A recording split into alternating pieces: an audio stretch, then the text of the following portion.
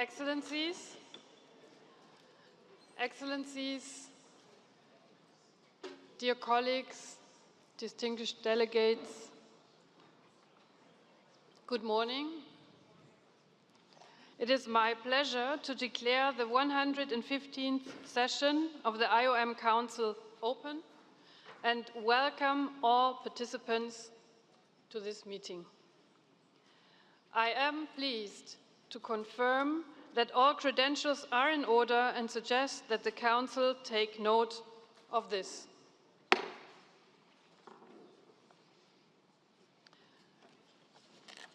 We move to agenda item number 2, which is the report of the chairperson of the Council.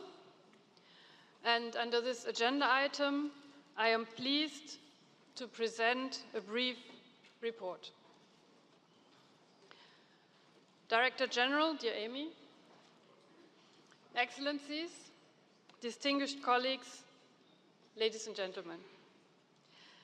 It is a great pleasure to see so many of you here at the 115th session of the IOM Council.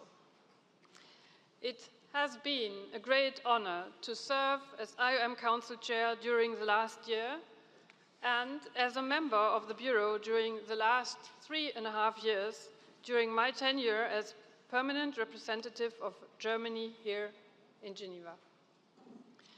The challenges that lie behind us were multiple, and there are more challenges ahead of us. In your opening remarks at the last SCPF meeting, dear Amy, you diagnosed the worrying state of global migration. But you also outlined IOM's role in this context and what the organization needs to be able to do its job. And you have started a reform process, and you have started to change the organization to make it fit for the future. Together with all of us, with you. And dear Amy, thank you for that. Thank you for your positive energy. Thank you for always seeing and seizing opportunities. Thank you for friendship and trust. I also want to thank my dear colleagues in the Bureau.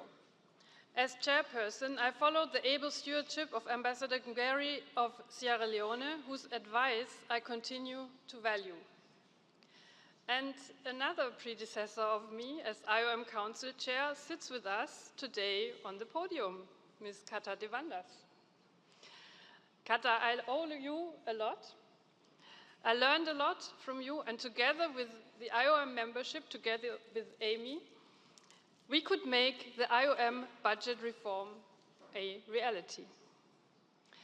And I would also like to take the opportunity to thank Ambassador Yoon of Korea, Ambassador Sabri of Tunisia, and the late Ambassador Gervasi Diaz of Peru for their dedication and good cooperation in the Bureau. Anna has passed away much too early, and we will keep her in mind as a kind colleague and friend, upholding human rights, gender equality, and the rights of migrants. When I assumed the chairpersonship last year, I said that there were two things particularly important to me when addressing the humanitarian and political challenges we collectively face. First, that we always remember that our efforts are about the people on the ground. And I think this is particularly important here in nice Geneva with a nice lake and the mountains. We really always need to remember why we are here and what we are doing and for whom we are doing this. And during my tenure, I had the privilege to visit Ethiopia, Mauritania, Zimbabwe, and South Africa. And these visits provided me with first-hand insights and deepened my understanding of the opportunities, and of course also the pressing challenges we face in the area of migration. I did have the opportunity to engage directly with migrants, particularly women, and host communities to better understand the unique challenges they face. And I met inspiring IOM staff, always ready to go the extra mile. Thank you for your dedication, your compassion, and your sense of duty.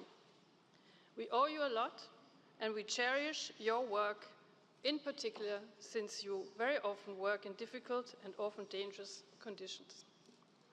I also have endeavored to strengthen the cooperation with UNHCR and other UN and other humanitarian organizations, and to shed a special light on the needs and the potential of migrant women and girls, as well as on climate change and displaced. Second, when addressing the humanitarian and political challenges we collectively face, it is important that we approach these with the aim of overcoming them, not entrenching them. And this, again, I can only say it again, Amy, you are a real role model in this, and we owe you a lot. And of course, none of this would be possible without all of you, the members of IOM, IOM leadership, IOM staff, and the Bureau. Thank you very much. And also thank you to the Secretariat. You are the backbone. We owe you. Without you, we would be nothing. Thank you for your unwavering support. And last but not least, my wonderful team. Thank you. Thank you to Jan, to Reinhard, to Anja-Jasmin, to Franziska. Thank you for your advice, for dedication, for thinking things through and finding solutions where solutions seemed impossible to find. We had a great time together. I wish you, Amy, the entire IOM leadership, the new Bureau, and the incoming chairperson every success for this year's Council and the year ahead. Thank you.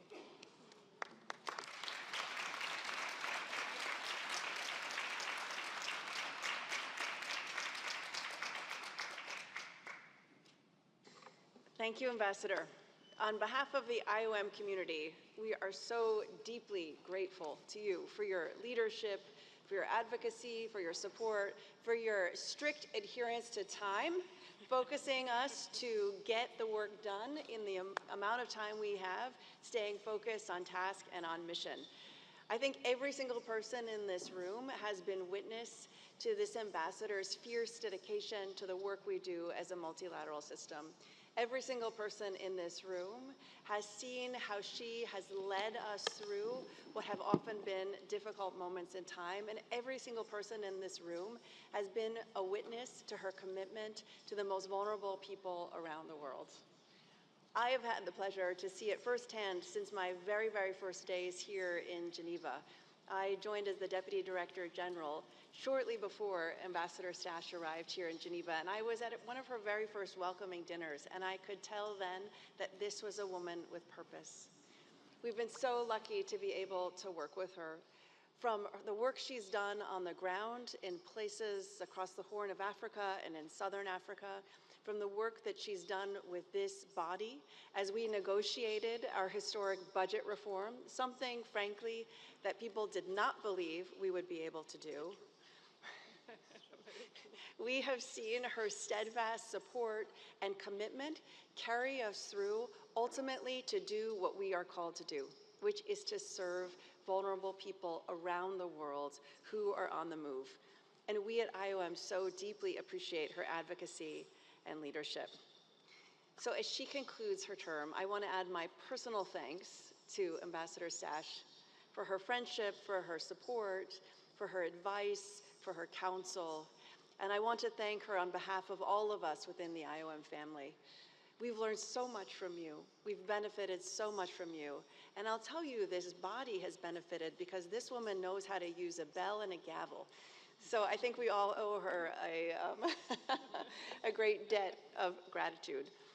We have a small token of our appreciation, which I'd like to present to her.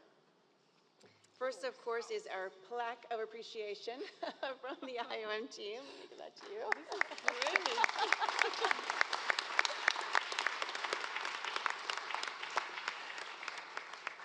And of course, oh, the box to put it in. Thank you, Ambassador Stash. We're so grateful for your leadership and your support.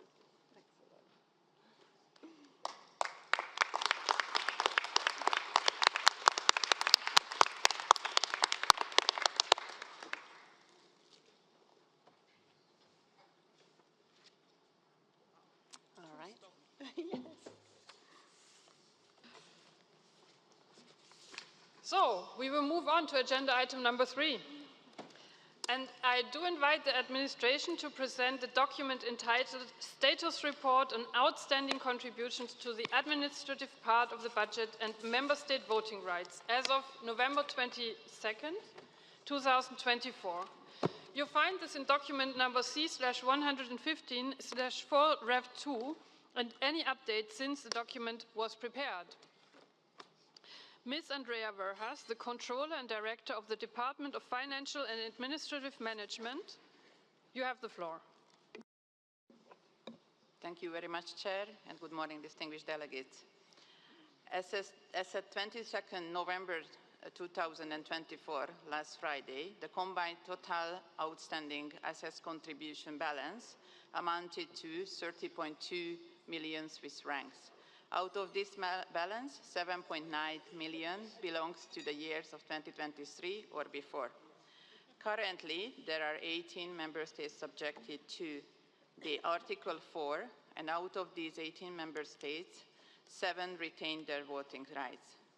Accordingly, 11 member states are without voting rights for this Council. The details of the outstanding contributions and the voting rights status of member states are outlined in the annex of the document.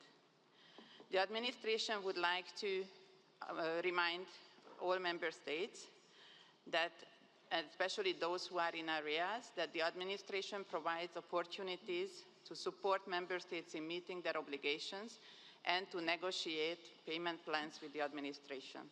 Thank you very much, Chair. Thank you very much. I now invite the Council to comment on this matter. In the absence of any comments, I propose that the Council take note of document C/115/4-Rev2 and the additional information that was provided by the administration. It is so decided. We will now start with the election of officers for the IOM Bureau. First, I invite the Council to nominate a candidate for the office of Chairperson of the Council. And I would like to call on Her Excellency Ms. Usana Berananda, the Permanent Representative of Thailand. Excellency, you have the floor.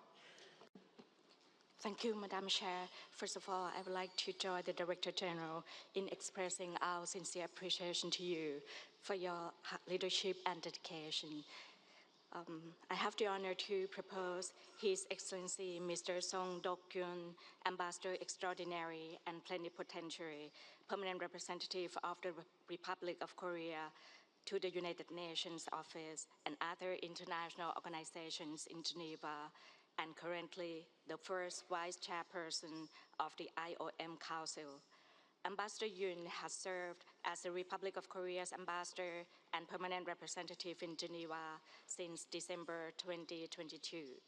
He has over 25 years of experience in the diplomatic service and foreign affairs. Prior to his posting to Geneva, Ambassador Yoon was serving as Deputy Minister for Economic Affairs within the Ministry of Foreign Affairs of the Republic of Korea, and served as Foreign Policy Advisor to the Prime Minister from June 2021 to February 2022.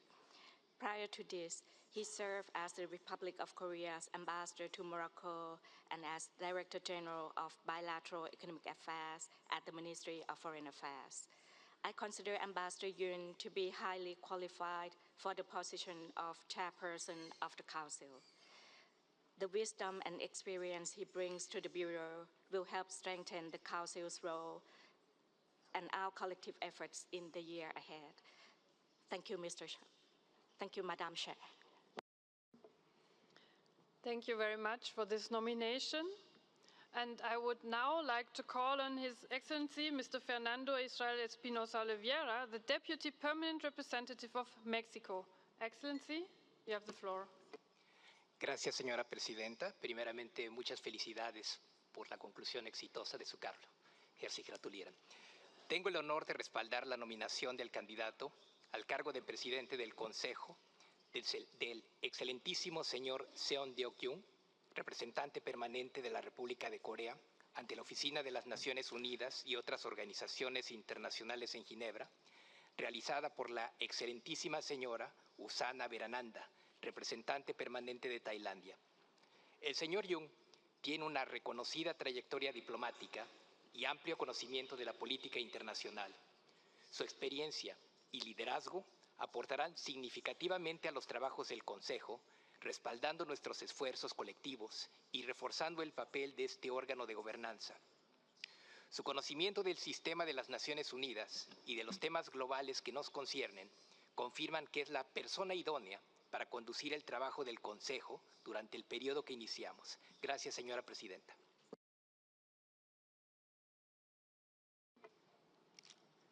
Thank you very much for seconding the nomination.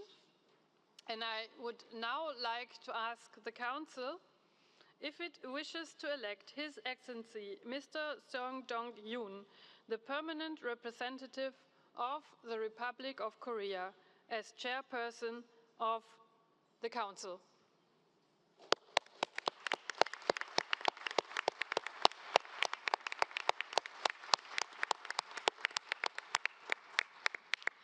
I saw no objection. It is so decided.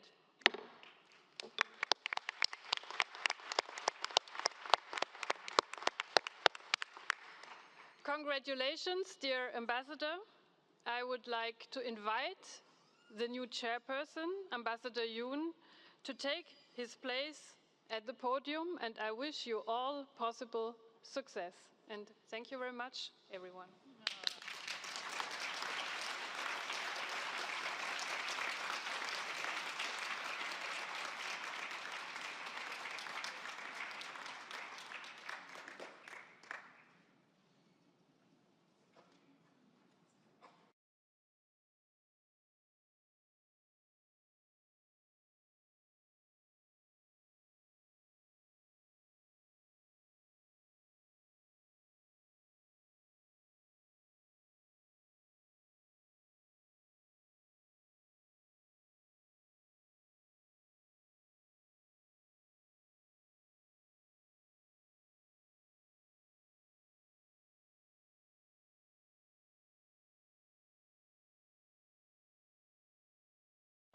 Before she leaves the stage, this is Ambassador Stash's last working day in Geneva.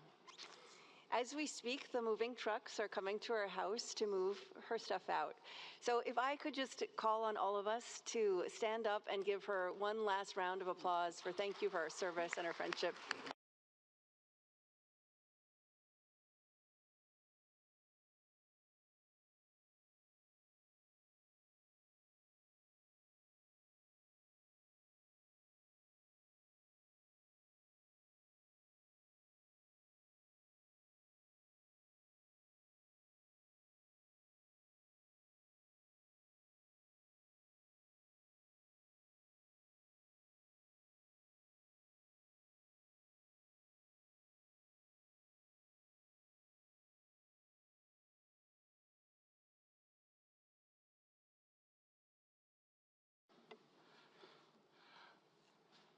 Hello, good morning.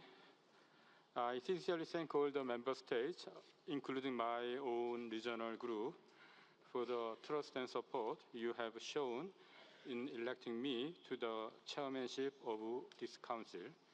I assure you that I will do my utmost to fulfill this role, particularly in supporting IOM to carry out its crucial mandate at this moment, when international cooperation is more important than ever in addressing issues related to migration and displacement. I would also like to express my gratitude to Ambassador Katarina Sash for her exemplary leadership and unwavering commitment. So it has been a privilege working alongside her in the IOM Council Bureau over the last 2 years. Thank you.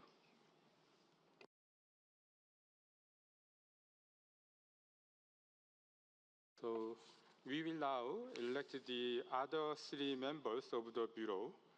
I therefore invite the Council to proceed with the election of first vice chairperson, second vice chairperson, and a rapporteur. So I would now like to call on His Excellency Mr. Peter McDougall, Permanent Representative of Canada. Excellency, you have the floor. Thank you, Mr. Chair, and let me congratulate you, Ambassador Yoon, on your election as chair, and echo the gratitude for the tremendous service of Ambassador Stash as chair prior to your election. Mr. Chair, I have the honor to nominate the following distinguished individuals as candidates for the Bureau of the Council for the upcoming term. His Excellency Ambassador Bernardo Roca Rey Ross, Chargé d'Affaires of the Permanent Mission of Peru as first vice chairperson. His Excellency Ambassador Sabri Baktobji, Permanent Representative of Tunisia as second vice chairperson. His Excellency Ambassador Vincenzo Grassi, Permanent Representative of Italy as rapporteur. Allow me to highlight the esteemed credentials of these candidates. His Excellency Ambassador Bernardo Roca Rey Ross is a career diplomat with over 15 years of experience who currently serves as Chargé d'Affaires for the permanent representation of Peru to international organizations in Geneva and occupies the vice presidency of the Group of 77 and China Geneva chapter. Prior to his rotation to Geneva, Mr. Roca Rey Ross was an advisor to the Minister of Foreign Affairs and has served at the Embassy of Peru in Austria and as alternate representative to the United Nations specialized agencies in Vienna. His Excellency Ambassador Sabri Baktobji. Ambassador Baktobji has served Tunisia with distinction in several high-level diplomatic roles, including as Tunisia's Minister of State for Foreign Affairs from 2016 to 2020.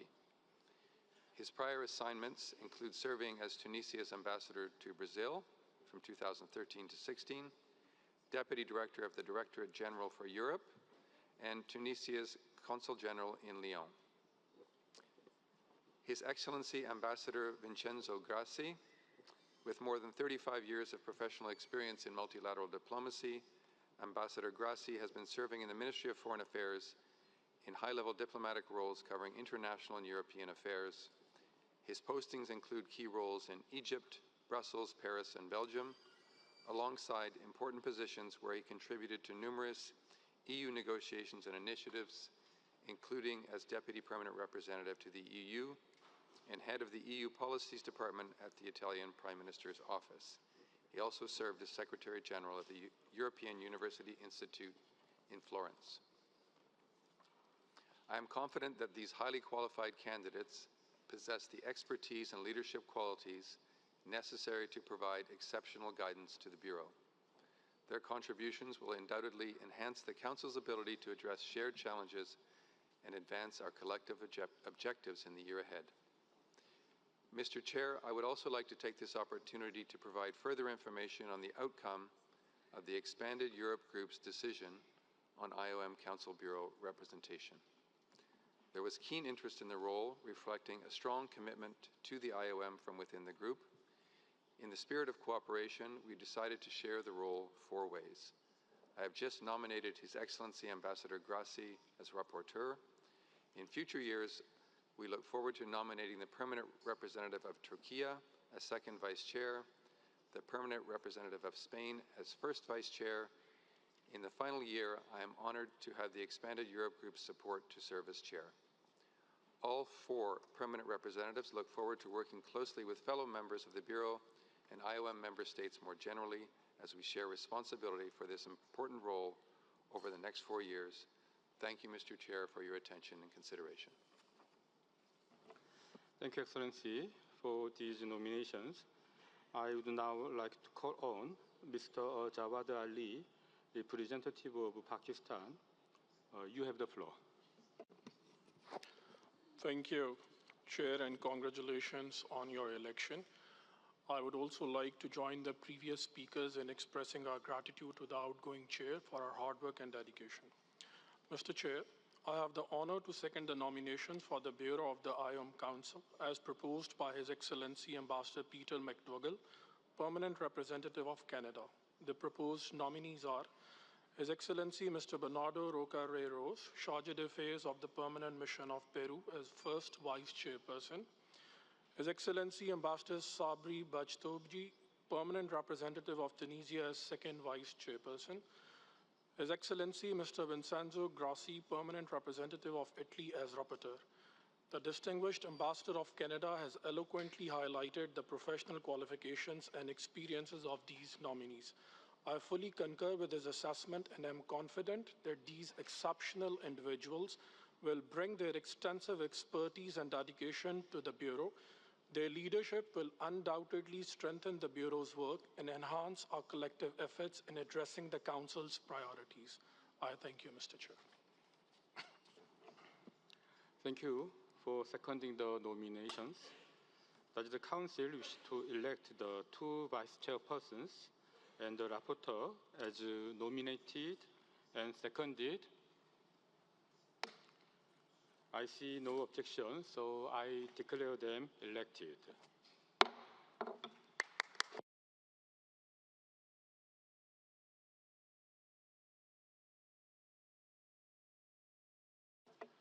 So now I would like to propose that Council adopt the provisional agenda contained in document C/115/1/revision 2. So are there any comments?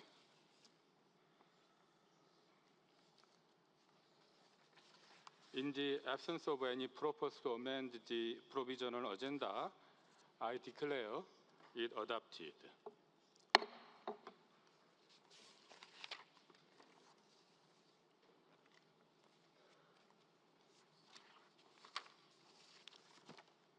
So allow me now to make a few general comments on the agenda.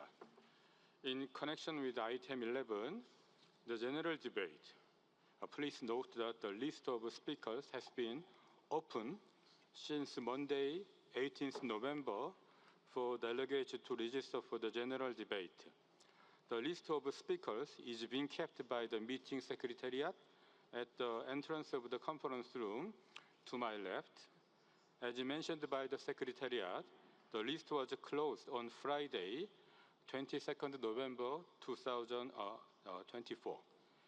In view of the large number of requests to take the floor already received, I would also like to take this opportunity to strongly urge delegates to respect the allocated speaking time, which is maximum of 3 minutes for ministers, regional groups, and member states, and maximum of 1.5 minutes for observers. The general debate will begin tomorrow morning around 10 o'clock. A provisional list of speakers was shared with delegations on Monday, 25th November. To ensure the smooth running of the meeting, I would also like to request that all those taking the floor speak at a reasonable pace to allow accurate interpretation. In all cases, to ensure accurate interpretation, copies of all statements should be submitted in advance by all delegations to the meeting secretariat at the latest before the opening of the relevant morning or afternoon session.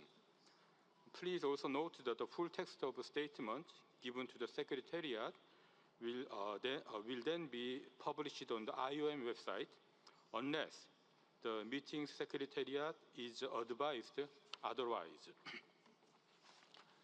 Now, I'm pleased to announce today's program as follows. We will shortly move to the report of the Director General. Directly after the Director General's report, we will commence the high-level segment focusing on regular migration pathways, a global call for action. I would also like to remind you that this afternoon, the meeting will resume at 2:30. I also have the pleasure to remind the Council that today, immediately after the closure of the afternoon meeting, all participants are invited to the reception hosted by Swiss Federal Council, the State Council of the Republic Canton of Geneva, and Executive Council of the City of Geneva. The reception will take place just outside this conference room. Tomorrow morning, we will start at 9 o'clock, and we will cover agenda items 8, 9, and 10. We will then continue the morning with the general debate, where the delegations will have the opportunity to respond in their statement to the DG's report.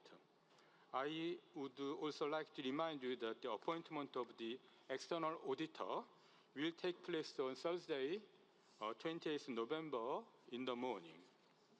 We now go to the item 6 of the agenda, and I will give the floor to the DG for her report.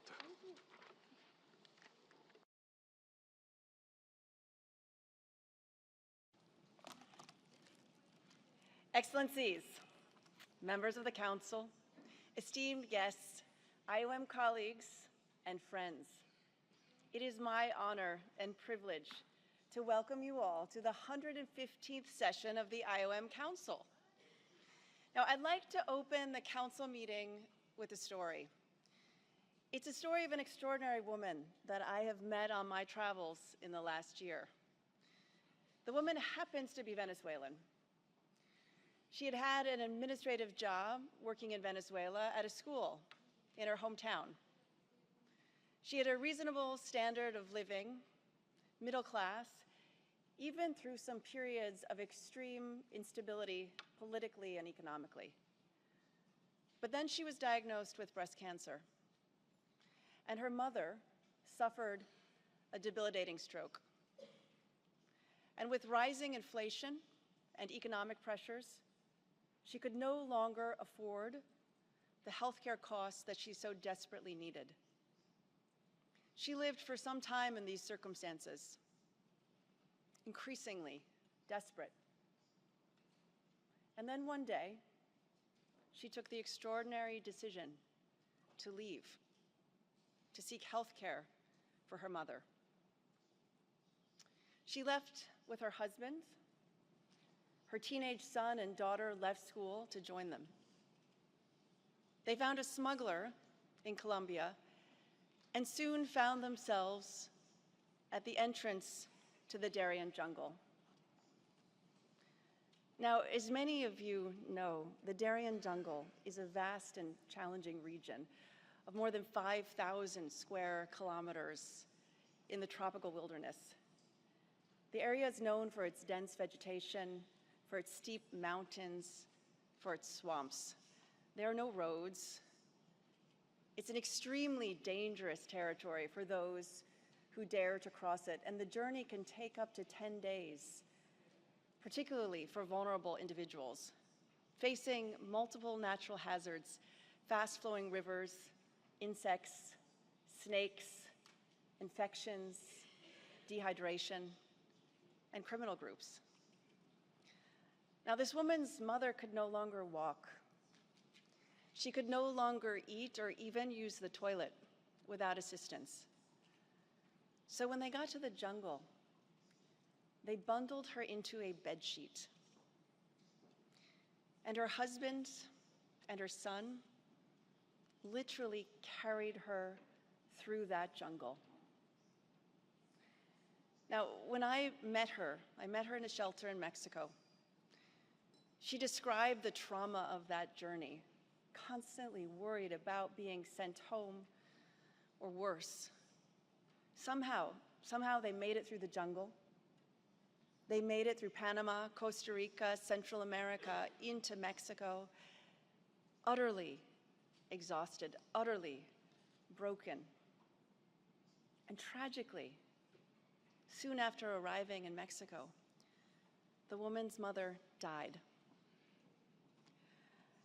I share this story not because it's a sad story, but because it illustrates the millions of stories that we hear all around the world every single day Every single day, our IOM colleagues meet desperate people who make sometimes what seems to us sitting in our comfortable chairs here in Geneva illogical choices to search for something better than what they have at home. We meet families, we meet communities who will sell everything they have to send their sons and daughters to distant shores, paying a smuggler. They don't understand asylum laws. They don't understand the complicated migration systems of each country they'll pass through along the way. They only know they are facing an unsustainable future at home. And somehow, it's worth risking everything they have, risking the lives of their sons, their daughters, to make this journey. I share this story because this is not what we believe in. This is not what we want to see as a community. We don't want to believe that there are people who would wrap their ailing mother in a bedsheet, people that would leave behind a job to take their mother through a treacherous jungle to seek health care. We don't want to believe that there are hundreds of thousands of people who are taking their small children, their sons and their daughters, risking dying in deserts, on the seas, risking being kidnapped and held for ransom, and ultimately, if they make it through all of that, showing up at borders unannounced and unwelcome. Yet, we've effectively created this system. We have created a system where people are incentivized to take the most dangerous paths that exist, which, by the way, are also the most lucrative for criminals. And I think everyone, every single person here in this room agrees that it is not tolerable. It is not consistent with our values. It is not consistent with our common belief in the human rights of all people. And it is not consistent with the right of every country to manage their own borders. So if we want to collectively end irregular migration, and I know so many of you in this room want to do just that, we need to take a hard look. We need to take an honest look at why people move today. And when we do so, at least three things become apparent. One, the reasons people move are complex, they're numerous, they're overlapping. There is no one magic intervention that's going to end irregular migration. Two, for the communities we serve, poor development outcomes fuel migration. But conversely, migration also fuels development. And three, migration is human. If the pressures become too great to stay at home, people move, regardless of whether they're moving through a legal option or an irregular one. People in desperate situations will risk everything, including their lives, in the hope of a better future for themselves and for their families. Our work here, our work at IOM, is premised on the urgent need for a new model of migration, one that avoids the human cost of policy failures and broken asylum systems, one where we avoid the chaos at borders, whether they're at land or at sea, and the lives that are needlessly being lost. And one, frankly, where communities can leverage the tremendously powerful, positive force of migration. We at IOM, to meet this challenge, have been moving as quickly as we can. We're using the resources we have as strategically and as smartly as we can to bring a holistic approach across this deeply interconnected areas of humanitarian aid, of development, and of peace, and of responding to a range of emerging needs. But given the magnitude and the scope of these needs and the speed at which they are increasing, we need to keep up. We need to move faster than ever. We are now faced with the fact that tomorrow is today. As Martin Luther King so famously said, we are confronted with the fierce urgency of now. Over the past year, since I took up the role of the Director General, my senior leadership team and I have traveled to over 65 countries and territories in every region of the world. My team told me today that I have been to at least 1,000 meetings in the last year. We've launched our strategic plan, we've tailored them to the regional dynamics, and thank you, because your feedback has been extremely useful to us as we have fine-tuned our plans.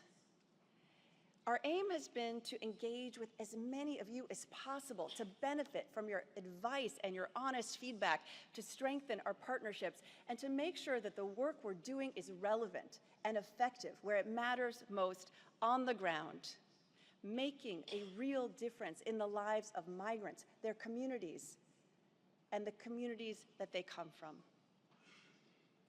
So today, I'd like to share with you some of my takeaways from this intense and productive year, highlighting just a few of our achievements in delivering on our strategic plan and reaffirming our priorities going forward. You know, our first objective is always going to be saving lives and protecting people on the move. When people are in danger, when they're in crisis, when they're fleeing conflict, instability, climate disasters, or other crises, or even a combination of all of the above, our most important job is to provide them with life-saving assistance. And we're doing just that. Last year, we supported almost 32 million people in 168 different countries. We expanded our programs to support internally displaced people in over 20 countries. First, we're doing it by collecting data on displacement needs and data on the vulnerabilities of the communities who are impacted. This data, by the way, is used by everyone in the humanitarian community. It's used by all our partners who respond. And it's essential to make sure that the aid reaches those who need it most, no matter why people are on the move, whether they're fleeing war or poverty or climate disaster. It's essential right now in Lebanon, for example, where we can identify where communities are moving and what assistance they need. We're doing it by providing shelter and protection for displaced families in places like Yemen, in Gaza, and the Philippines. We are adapting materials as fast as possible for different uses and to withstand harsh conditions. We're doing it by providing camp coordination and camp management. For example, last May in Cox's Bazar in Bangladesh, I saw our teams working closely with the government of Bangladesh to improve the temporary shelters of the Rohingya people, to better withstand the natural disasters that are also hitting them, fierce storms, fires, and flooding. In August, I had the chance to visit our teams in Goma in the Democratic Republic of Congo, where protracted conflict has displaced over 7 million people, some of them multiple times. There we're providing camp coordination and camp management to hundreds of thousands of people who are internally displaced in the east of the country, providing more stable shelters for those who are vulnerable.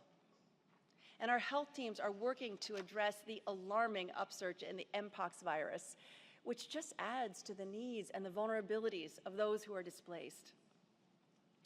We're doing it by providing emergency assistance, distributing shelter kits, family tents, essential non-food items to displaced populations and communities in places like Sudan, which I visited last month, where 11 million people have been displaced in that country. And the people are suffering not just the impacts of a brutal conflict, but the impacts of a changing climate. IOM has provided relief to some 1.2 million people so far, but it's not enough. When the Adre border crossing finally opened in August, thanks to the engagement of the government of Sudan, our trucks were the first to cross over from Chad into Sudan. But it's not enough. We're doing it to provide support to people and communities, to find employment, to find livelihood, even in times of war. In Ukraine, just this year, we provided support to nearly 5,000 people, grants for micro-enterprises, vocational training, livelihoods. I had the chance to speak with President Zelensky himself. And he told me the people of Ukraine will suffer more if they do not have a way to continue to make a living, even while they're fending off attacks on their communities and infrastructure. And we're doing it by protecting communities from sexual exploitation and abuse. We are the one agency who has done a risk analysis across the entire system where we serve and put dedicated SEA focal points into those communities based on their risk profile. We now have more people assigned to work on SEA than any other agency. But it's simply not enough. That's why this year we're pre-positioning goods in strategic locations in more than 10 countries. We are increasing our delivery through a common pipeline. To give just one example, in Barbados, this last year where we saw Hurricane Beryl come through, we were able to get out fast to provide life-saving support to those hit by the hurricane. And we're working with private sector partners like Airbnb, who are providing housing for people who are displaced in the short term, whether it's because of the conflict in Ukraine or as a result of the earthquakes that hit Turkey.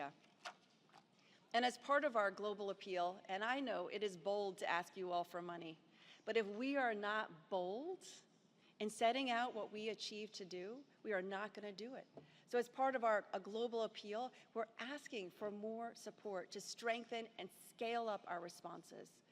Whether it's in Gaza, in Lebanon, in Bangladesh, in Yemen, in the Philippines, in the Democratic Republic of Congo, in Sudan, these are just a few of the places where IOM is providing life-saving support. And just to remind you, there are over 120 armed conflicts going on right now, involving more than 60 states, and most of them, you don't even know about it because they're so far from the headlines. So looking ahead, we're going to keep up this work. We're going to strengthen our humanitarian response. We're going to strengthen our protection capacities here at headquarters, but more importantly, in the places where we work around the world to make sure no one is left behind. We're including new positions on disability inclusion, counter-trafficking and crisis situations, accountability to the people we serve, and mental health and psychosocial support. And when we talk about why people move, meeting their needs in these most dangerous, life-threatening situations is and will continue to be our #1 job. But we all know if we stop there, if we give someone a tarp and consider our job well done, we're failing. We have failed. Collectively, as a humanitarian community, we have failed. We have failed to enable people to move away from relying on humanitarian support. We have failed in supporting communities to be empowered to make their own way. We've all seen it. Millions of people who've been living in protracted displacement, unable to go home, unable to get a job, unable to find the stability they need to move on and build a new life. We've all seen it. That's why we've been partnering with Robert Piper, the Secretary General's Special Advisor, on solutions to internal displacement to address the challenges faced by IDPs. And with our partners at UNHCR and with UNDP, we've agreed that we're going to be part of that long-term solution, a long-term core group who's focused on meeting the needs of IDPs. And we gladly welcome the engagement of other UN agencies and international NGOs to join us. But that's why the second objective of our strategic plan is to drive solutions to displacement. It means we don't consider it a job well done just because we've responded to the immediate problem. It means that we need to anticipate and mitigate risks and enhance our preparedness to respond. Preventing displacement from happening isn't easy, and frankly, it's hard to measure. And it's hard to get funding for it. It's not sexy. You don't see the person in crisis. We're trying to prevent the person in crisis. But we know that if we don't do this work, we will see millions more in crisis. That's why we were at COP just the last 2 weeks, focusing on making sure that communities who need the money get it. We supported our member states to agree on the Loss and Damage Fund. We at IOM were acknowledged as a key entity who could be consulted on funding arrangements. And we are going to continue to advocate for climate finance, because this is how we can avert, minimize, and address displacement, including in the framework of the fund. We also know that climate mobility has two different parts here: supporting people who have to move because of climate change, but also means providing opportunities for people to stay at home by building resilience and by preventing displacement. If you haven't had a chance to go out and see the various booths that were put up yesterday as part of the International Dialogue on Migration, take a chance to check them out. You will see how many of the projects focus on improving resilience to climate disasters. It's not a lot of money. Frankly, in some cases, it's just a tiny bit of money. But what we're doing with communities is to enable them to stay home, to avoid being displaced. To this end, we're also engaging in various regional declarations on climate mobility, including the Kampala Declaration and the Pacific Regional Framework of Climate Mobility. And we're working with the small island developing states to leverage climate mobility for sustainable development. Under my leadership, we moved IOM's Pacific Islands regional coordination from Canberra into the Pacific Islands, to Fiji. Strengthening our presence, we're now in 10 Pacific Islands, and we're actively recruiting national staff from the islands, making sure that people's needs are at the center of what we're doing. We also see the need for a holistic approach and data-driven solutions to internal displacement, and we're putting it at the center of the work we're doing. If you haven't checked out the IDM booth on the progress report, take a look. This report is looking at communities of displacement in 30 different countries. It was double the number of the report we did last year. And we're using the input of the communities themselves to design and deliver solutions that will be responsive and effective. Indeed, using data is at the center of where we're going. So we're increasing our investments in data. We're increasing our investments in forecasting. We're increasing our investments in anticipation and early warning systems, including by partnering with other UN agencies and those in the private sector. As just one more example, we've established our Climate Mobility Innovation Labs for Asia and Africa. And the goal here is we start small. We co-create practical, field-tested solutions, and if they work, we scale them up. We build partnerships across diverse sectors, and all of the work we're doing is being underpinned by data. This is the work we're going to strengthen in the years ahead. We're going to continue to build on our Global Data Institute, including through the data hubs in regional offices around the world. And our goal is to make sure that we are not operating based on anecdote or conjecture or bias, but we're operating based on high quality evidence and rights-based information to create policy and innovative programming. Now, the third objective of our strategic plan is the one that really aims to ensure that migration is well managed, but also that its full potential is nurtured and utilized to drive growth and prosperity for the benefit of everyone. Frankly, it's in this third objective that we hold the keys to avoiding the chaos of irregular migration and to provide stable solutions, to provide to both communities of origin and communities of destination. It takes into account the complex, multiple reasons that people move, and frankly, the better able we are to deliver on this objective, the better outcomes we'll get for people like the woman I met in Mexico. And that objective is facilitating pathways for regular migration. Now, I know in today's polarized political discourse around migration, this topic is politically sensitive, and it's often misunderstood. We know, we've heard many countries in this room who've received migrants. You have legitimate concerns, from housing to healthcare to social cohesion. And we know nobody wants to see chaos at your land borders or your sea borders. And I know, because you've told me, some of you here facilitate regular pathways, and you only hear the word pathway. You don't recognize all the work that is going into creating incentives for people to choose a regular pathway to move instead of an irregular pathway. So let me be clear. For IOM, facilitating pathways means that we make sure states have a meaningful way to manage their borders. We have decades of experience working with our member states to improve border management. And we know that work is more important than ever. Just this last year, our border management projects have benefited 121 countries. MIDAS, which is our flagship border management system, is now being used in 34 countries, covering over 270 border posts. In Yemen, for example, we helped upgrade and roll out the e-visa system at the Aden International Airport.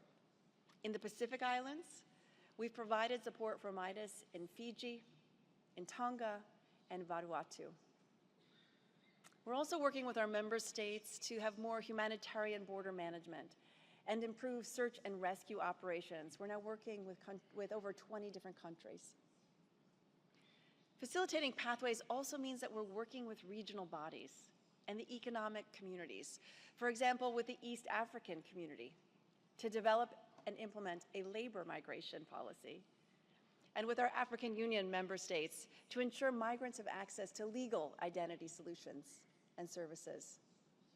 It also means supporting the work of the EU Commission and its member states in implementing their migration and asylum pact. It's an agreement we welcome. We know that it was hard to negotiate it. We know that the challenges are not over. And we believe that if it's properly implemented, it will go a long way to help ensure the integrity of borders, but also to help protect the rights of people on the move. It also means that we're countering trafficking. It means that we're countering the smuggling of people and other organized crime. We're working with the UN Countering Terrorism Travel Program to detect and respond to serious crimes and terrorism, using the advanced passenger information and passenger name record data. It's in line with the Security Council resolutions, and we're doing this work in Georgia, in Kenya, in Nigeria. And yes, it also means, in some cases, that we support the safe, the dignified, and the voluntary return of people back home when they don't have a regular pathway available to them. And critically, we help with their sustainable reintegration so that they can live productive lives, building on their experiences, many of which they've obtained working and living abroad. But these activities are just pieces of a much bigger picture. And despite the complex political environment that we are in, we welcome the leadership that we are seeing from states to demonstrate innovative ways to use migration as an important policy tool. Spain has been a leader in this right. Even Italy, in the last meeting of the G7 leaders brought a three-pronged approach to responding to migration, preventing and countering the smuggling of migrants, tackling the root causes, countering crime, and building regular pathways. So even if we don't always want to talk about it out loud, we know that countries know they need migration. And we know that facilitating regular pathways is the best way to reduce the risk of exploitation, to uphold the human rights of migrants, including their labor rights, and to provide access to essential services. We also know, and the evidence is overwhelming, that it's a powerful catalysts for sustainable development, both where the migrants are coming from and where they're going. Many of the most wealthy economies right now have critical labor market gaps, for example, in the healthcare sector. And many of these countries are experiencing demographic shifts toward an aging, shrinking population. Migration offers a solution.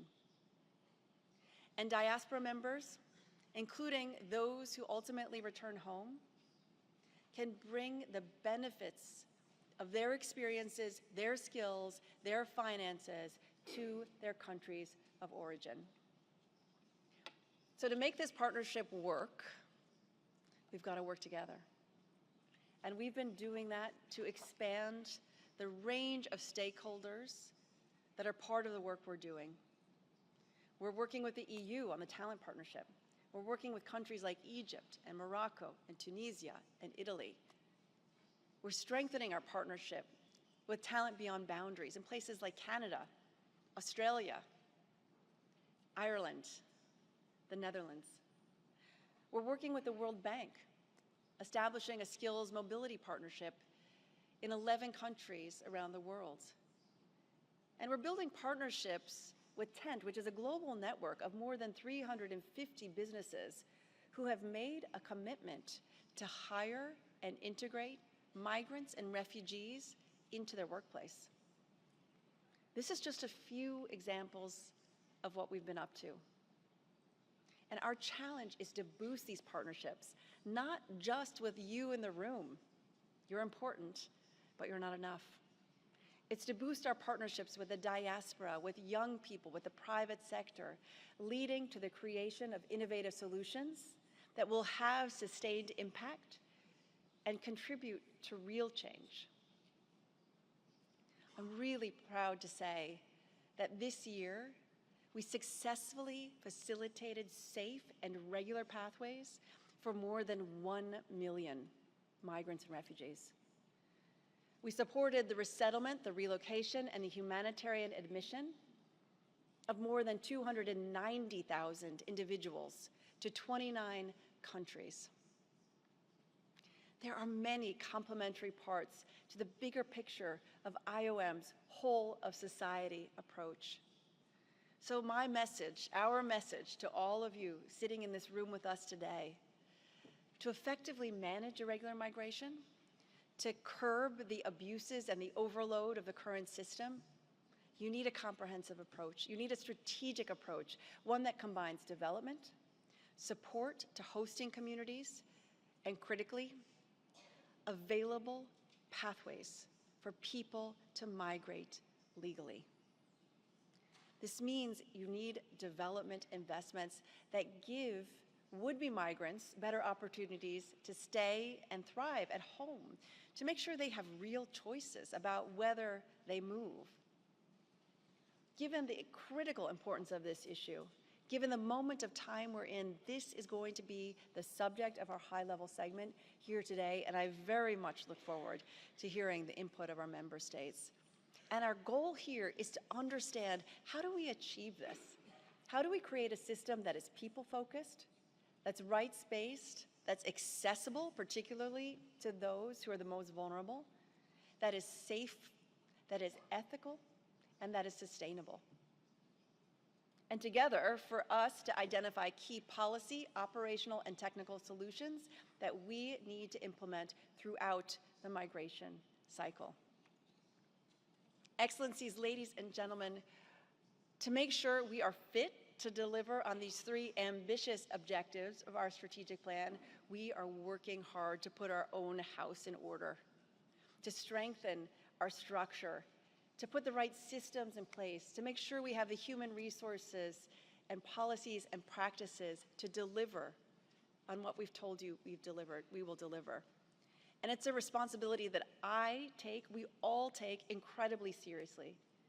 And it's one that we know is indispensable to gaining and maintaining your trust.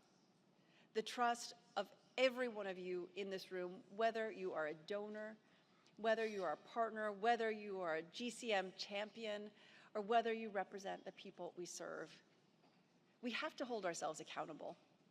We have to hold ourselves to the highest standards. There's too much on the line when we fail. Earlier this month, I briefed the Standing Committee on Programs on Finances on how we're making investments in our strategic enablers, including through our own budget reform, which is a testament to what this body can do when it comes together in recognition of a common goal. And our efforts have been informed by your advice and your feedback, and I just want to say thank you. I want to say thank you for your support. We know right now our financial future is unpredictable, and we're prepared to adjust as we need to. We're going to focus on 4 points, no matter where we go. First, we're going to continue to invest in our own people to make sure that we have a fit-for-purpose workforce. We're going to continue to revamp our recruitment, our leadership training, our processes for hiring.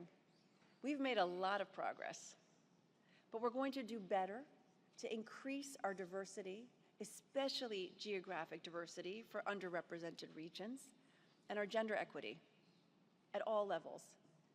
And I'm making this commitment to you, not because it's the politic thing to say, or because I want you to put a gold star next to my name. I'm making this commitment because this is how we deliver. When we have a workforce that understands the challenges that people are facing, who understand the cultural sensitivities, who understand the history and the politics of a community, we can do a better job at meeting the needs of those on the ground. We're also continuing to consolidate our efforts across partnerships, advocacy, and communications at headquarters level, at our regional level, at our country level.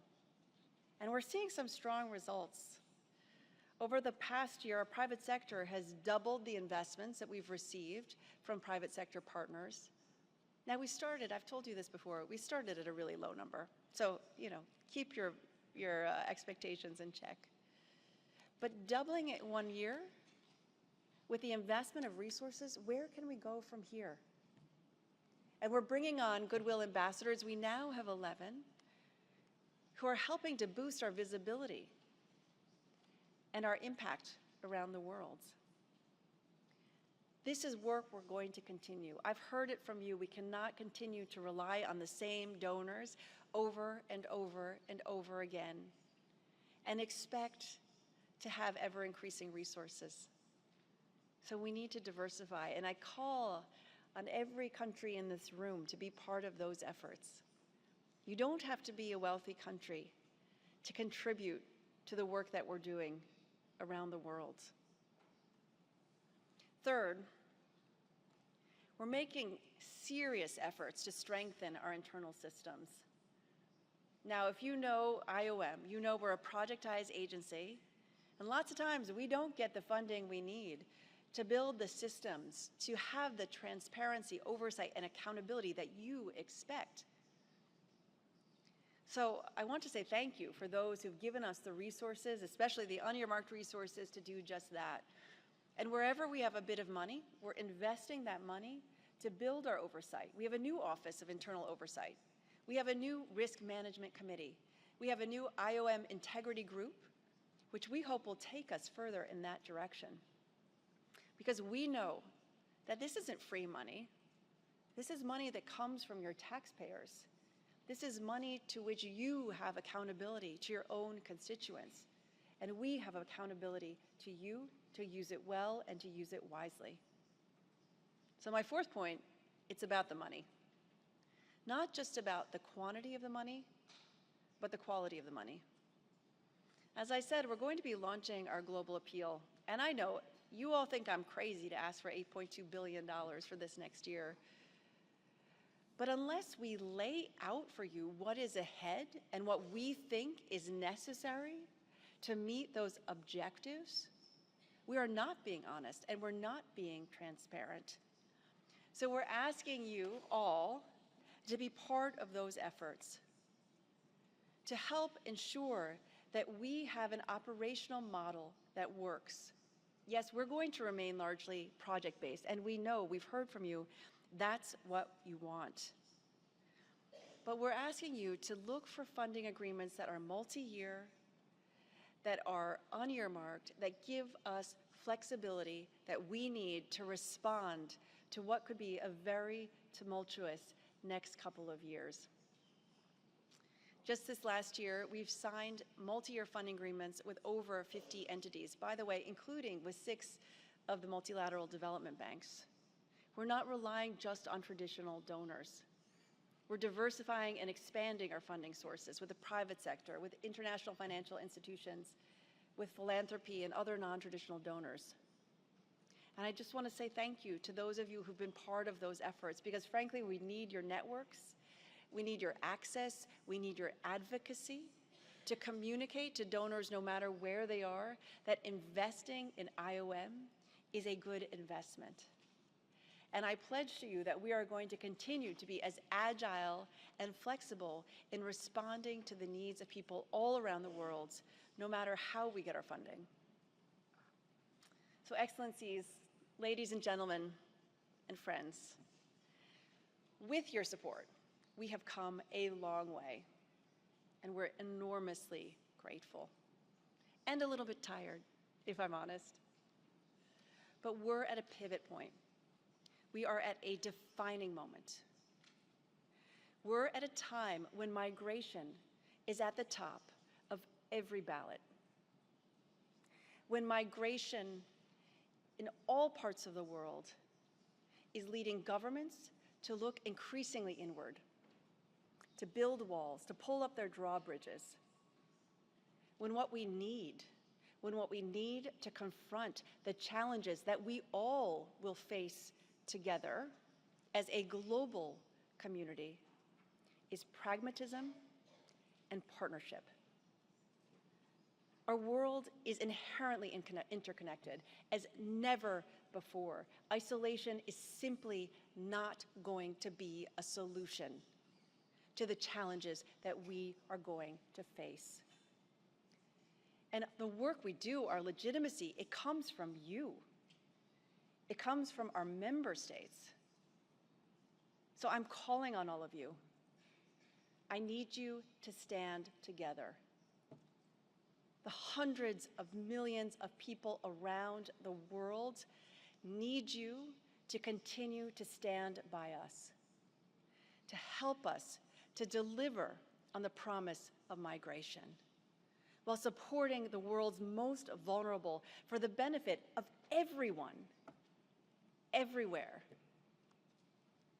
Simply put, the world needs IOM, and we need you. So thank you very much.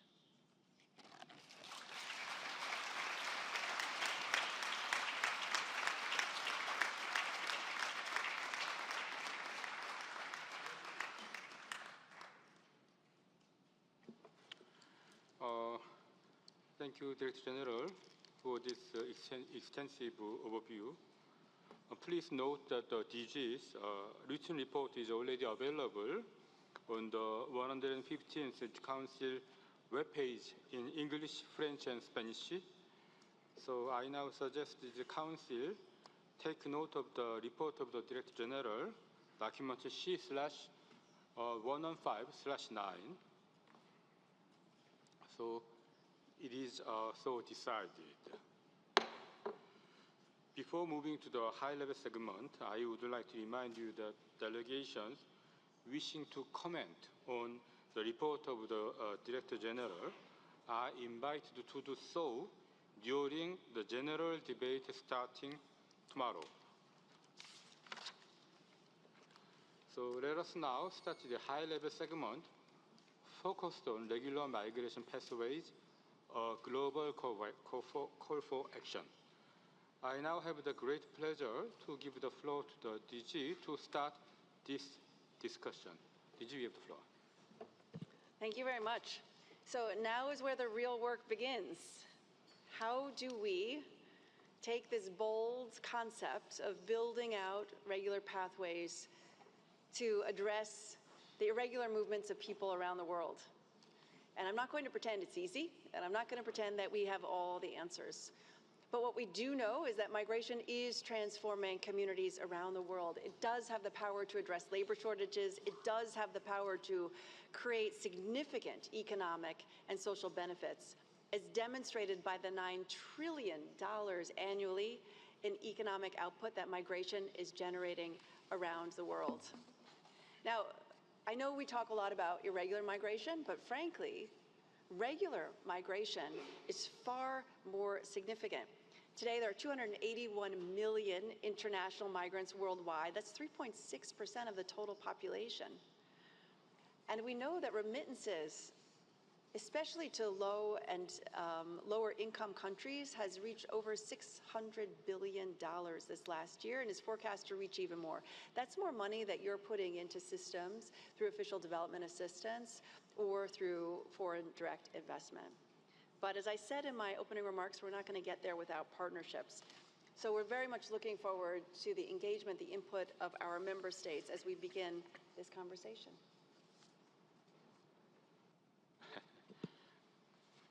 Thank you for these introductory remarks. I now have the honor to give the floor to His Excellency Mr. Jose Ramos Horta, President of the Timor-Leste. Excellency, you have the floor.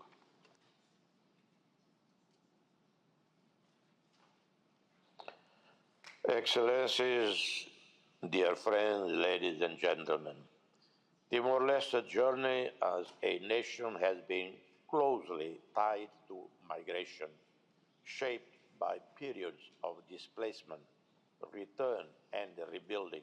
In the years following our hard-earned independence, our country faced the immense task of reintegrating thousands of returning citizens, establishing a foundation for their safe migration home. Since then, we have made remarkable strides, supported by our strong partnership with the International Organization for Migration, which celebrates 25th year of service in Timor-Leste this year. IOM has assisted the return and reintegration of nearly 190,000 Timorese, while also helping their communities through stabilization and infrastructure programs. Together, we work to create safe and accessible pathways for migration that not only strengthen our society, but also make migration a positive force in our nation's development.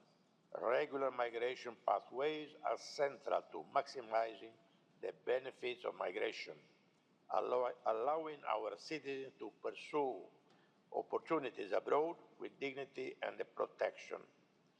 IOM support has been critical in this, most notably through our collaboration on ethical recruitment initiatives and the development of a strategic roadmap of action plan for migration, for labor migration.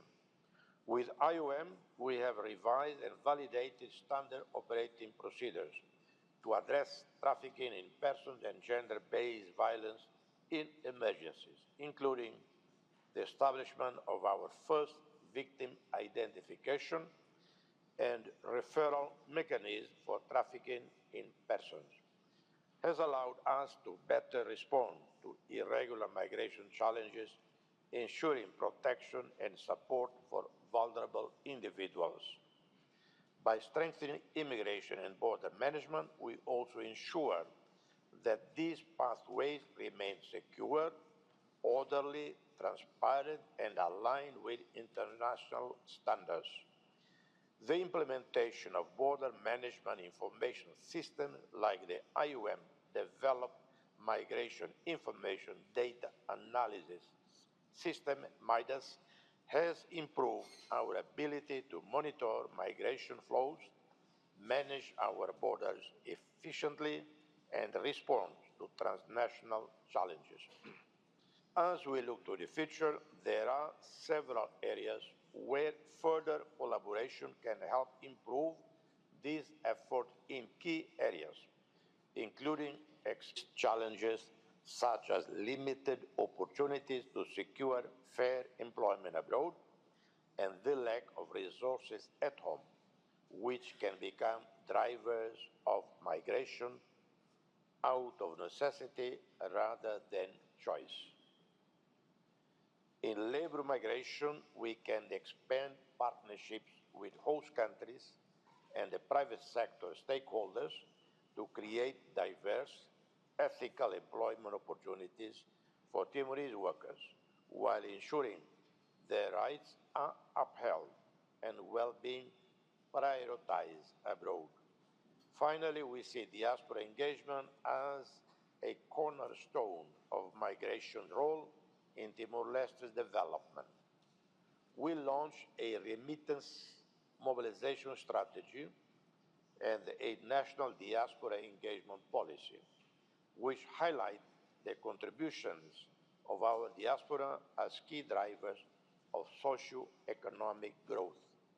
And we see tremendous value in deepening ties with our overseas communities, encouraging investment and knowledge sharing, which will benefit both Timor-Leste and their countries of destination. Together with IOM, we remain dedicated to the well-managed migration, including enhancing regular migration pathways that promote the security and the prosperity of Timor-Leste and of all Timorese migrants, whether at home or abroad. I thank you all. God bless us all. Thank you, Excellency. Now I'll give the floor, His Excellency. His Excellency, Mr. William Samoei Ruto, President of Kenya. Excellency, floor is yours. Excellencies, distinguished delegates, ladies and gentlemen, I'm honored to address you today at the high-level segment on regular migration pathways. Migration is a defining feature of our globalized world, driving innovation, economic growth, and cultural exchange. Yet, it also presents challenges that require collective action. Today, I call for bold, innovative solutions to expand regular migration pathways, unlocking its potential while addressing vulnerabilities and inequalities. Expanding regular migration pathways remain a high priority for the government of Kenya. In fact, we have created a global labor market strategy to facilitate and support our nationals as they offer their talent in the global labor market. Alongside this, we are committed to addressing climate-induced migration and strengthening migration governance to create meaningful solutions for all stakeholders. Kenya is actively negotiating more than 20 bilateral labor mobility agreements to ensure safe and regular pathways for our skilled migrant workers. In September 2024, we signed the Comprehensive Migration and Mobility Partnership with Germany to facilitate the regular migration of Kenyans to Germany. We also signed a Migration and Mobility Memorandum of Understanding with Austria on the margins of the UN General Assembly this year. These agreements, along with the efforts of our Ministry of Foreign Affairs and Diaspora, are pivotal in supporting our diaspora in their host countries. Expanding these pathways creates a triple win opportunity, benefiting Kenya, empowering our migrants, and addressing the labor needs of destination countries. Central to this effort is a people-centered, rights-based approach that safeguards dignity and enhances mutual prosperity. Climate-induced migration is another key focus for Kenya as a country deeply affected by climate change. In September 2023, we hosted the inaugural Africa Climate Summit in Nairobi, expanding the Kampala Declaration on Migration, Environment, and Climate Change to a continental framework for addressing climate-induced mobility. As chair of the African Group of Negotiators, Kenya has shaped unified African positions on climate change, influencing COP29 in Baku. Our commitment to migration governance is demonstrated by aligning the Global Compact for Safe, Orderly and Regular Migration, GCM, with national priorities. In 2023, Kenya became the first GCM country to launch a national implementation plan. We were also the first sub-Saharan nation to pledge and contribute to the Migration Multi-Partner Trust Fund. Additionally, Kenya stands out as one of the few countries with a dedicated State Department for Diaspora Affairs and a parliamentary committee on diaspora and migrant workers' affairs. As I conclude, let me reiterate Kenya's dedication to maximizing the benefits of migration for human development and shared prosperity. We firmly believe that partnerships are key to achieving this goal. We thank the IOM for being a true and invaluable partner in advancing our national priorities. I wish you productive discussions and look forward to the impactful outcome of this session. Thank you for your attention.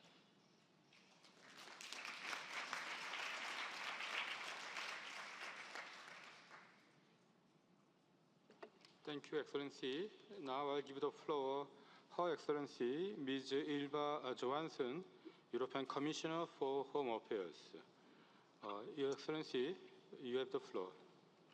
Thank you very much, dear Director General, dear Amy, Presidents, Ministers, dear friends.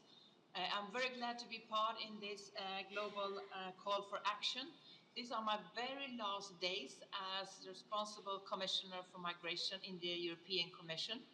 And during these 5 years, I've seen a huge shift in the European Union where migration has gone from a toxic, blocked situation into a normal policy area where we have achieved an important pact on migration and asylum, where the European Union today holds 20% of the global refugee population, and where we see that the irregular migration is going down significantly, down 40% this year, and legal migration is going up. We had a record high number of legal migration to the European Union last year, and I guess that this year will be even higher. The importance and the reason is, of course, that we are in huge need of migration in the European Union. We need migration in an orderly way. So when irregular migration, illegal migration is going down, there is also more space for the legal migration. We have huge needs in our labor market. We are, the workforce in the European Union is being reduced by 1.5 million people per year. So that means, of course, we need to address this in different ways, but also labor migration is an important part of solving this puzzle. Today, 17 member states have agreement for legal migration with 120 third countries. But during my mandate, I also taken an important initiative to strengthen the legal migration. For example, via the talent partnership, where we also have IOM as an important partner. We now have talent partnerships together with 5 third countries, and that's going to expand. I also proposed a talent pool. It would be the opportunity for people to search and find their employers in the European Union. And I foresee that we, for the coming mandate in the European Union, legal migration, labor migration, will be one of the key priorities for the years to come because of the demographic challenges. And it's important that the European Union also join our forces so that we can be a good partner to our third countries to have a mutually beneficial win-win situation for legal and circular migration. What I would like to say at the end is that it's also important to stress that we have to fight the exploitation of migrant workers. Unfortunately, we see it quite common that migrant workers are being exploited at the labor market, and this needs new initiatives to be addressed so that we can welcome and protect migrants and also protect workers' rights in the European Union labour market. So migration has turned from a toxic issue where we had a blocked situation among member states into a normal policy area where we have a very creative discussion on how to manage migration together in the European Union and to manage migration together with all our external partners. And now it's time for the legal migration to come top of the agenda. Thank you very much, IOM, for putting this and joining us here on this global call for action. And this is also my goodbye, because in a few days I will leave to my successor.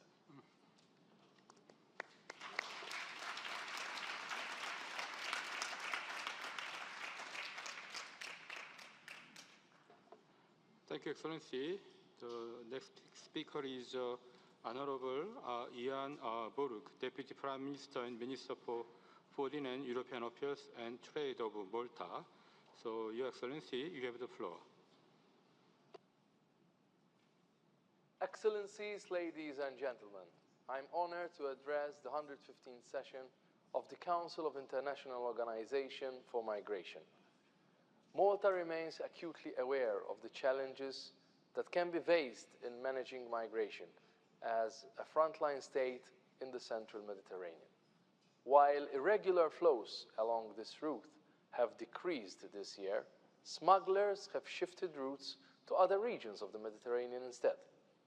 In this context, Malta continues to support comprehensive migration partnerships which bring together all relevant fields of holistic migration management. These include addressing the root causes of irregular migration and displacement, the fight against migrant smuggling and human trafficking, the return and sustainable reintegration of migrants, as well as providing the protection of those who need it.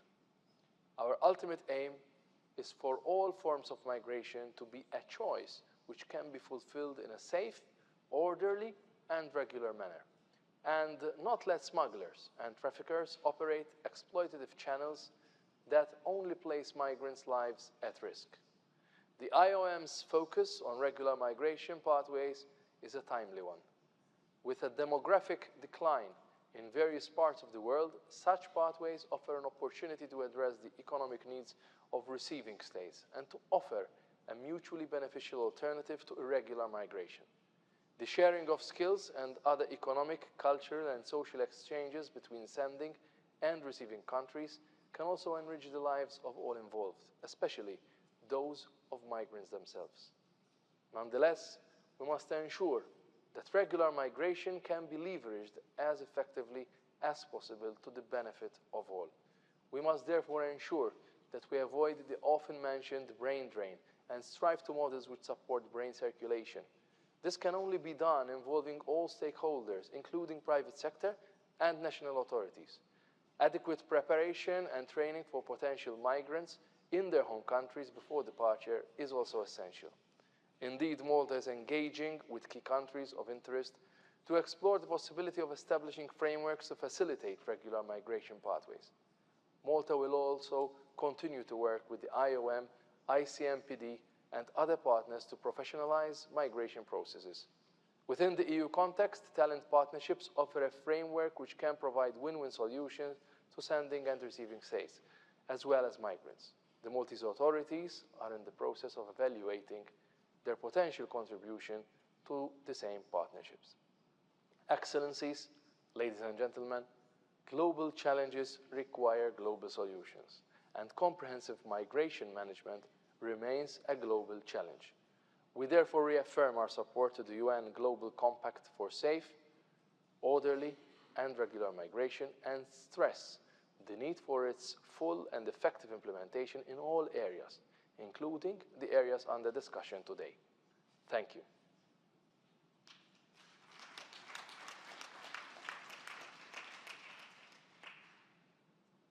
Thank you, Excellency. Now I'll give the floor Honorable Antony J. Blinken, Secretary of State of United States of America. Excellency, you have the floor. Hello, everyone. Across the globe, An unprecedented number of people are on the move, fleeing war and violence, forced from their homes by natural disasters, seeking greater opportunity for themselves and their families. Some 122 million people have been displaced, with profound consequences, not only for some of the world's most vulnerable people, but for countries everywhere.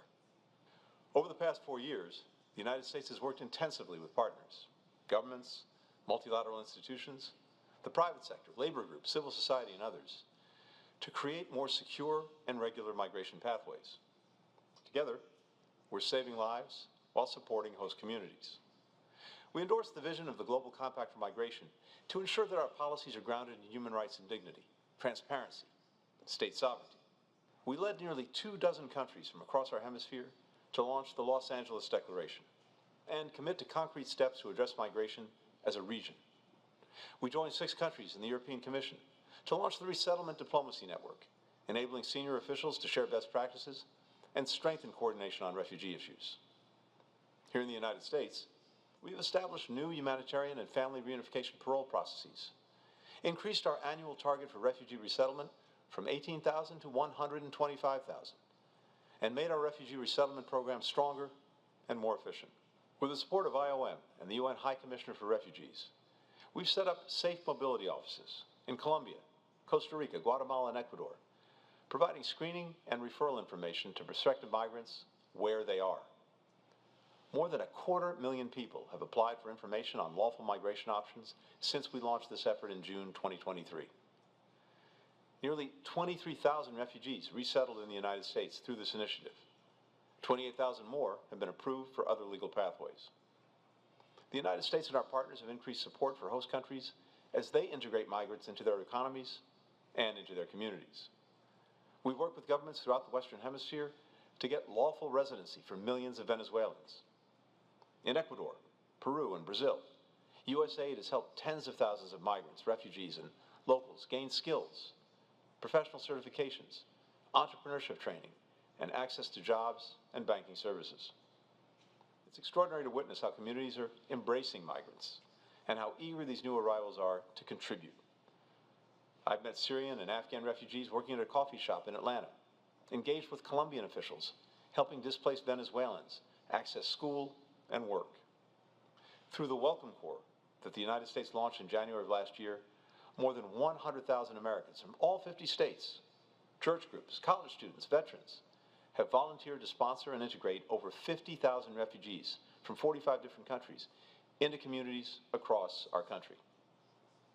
Even as the United States has provided billions in humanitarian aid to displaced people, making us the world's top humanitarian donor by far, we've worked to address the root causes that have driven so many from their homes. Under the Central America Forward Initiative, for instance, the American private sector has invested over $5.2 billion to expand opportunity in Honduras, Guatemala, El Salvador, with an emphasis on groups traditionally excluded or underrepresented in the formal economy. The progress that we've made toward our shared goals would not have been possible without all of you. Under Director General Pope's leadership, IOM has undertaken reforms that have significantly strengthened the institution's capacity to tackle 21st century migration challenges. You've made hiring more transparent to ensure that IOM can recruit and retain the best people. You're forging new coalitions and partnering with the private sector. You've boosted investments in data, like the new Lighthouse program IOM and state have partnered to create, and that will enable us to see hemispheric migration statistics in a single, one-stop location, so we can design more effective policies and direct scarce resources more efficiently. At the same time, we all know how much work there is to do. Conflict, climate change, political instability, and other drivers will continue to uproot people. Traffickers will continue to adapt their tactics. Certain countries and communities will disproportionately bear the effects of unprecedented migration. To sustain our momentum, it's vital that we continue to innovate and adapt as well, to get better at anticipating the challenges we'll face, to coordinate more closely across regions and institutions. And in the years to come, we'll be looking to institutions like the IOM, as well as partners and stakeholders throughout the world, to lead the way. Thank you for all that you do. Thank you.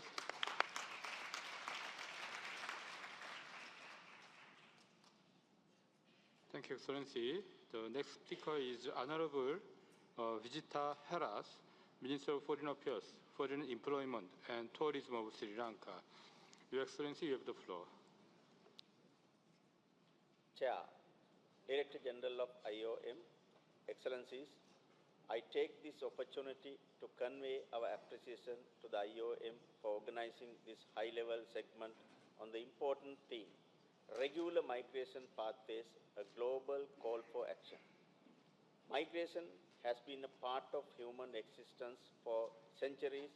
Today, people migrate voluntarily, primarily for work, or are compelled to do so due to natural disasters, climate change, conflict, and economic instability.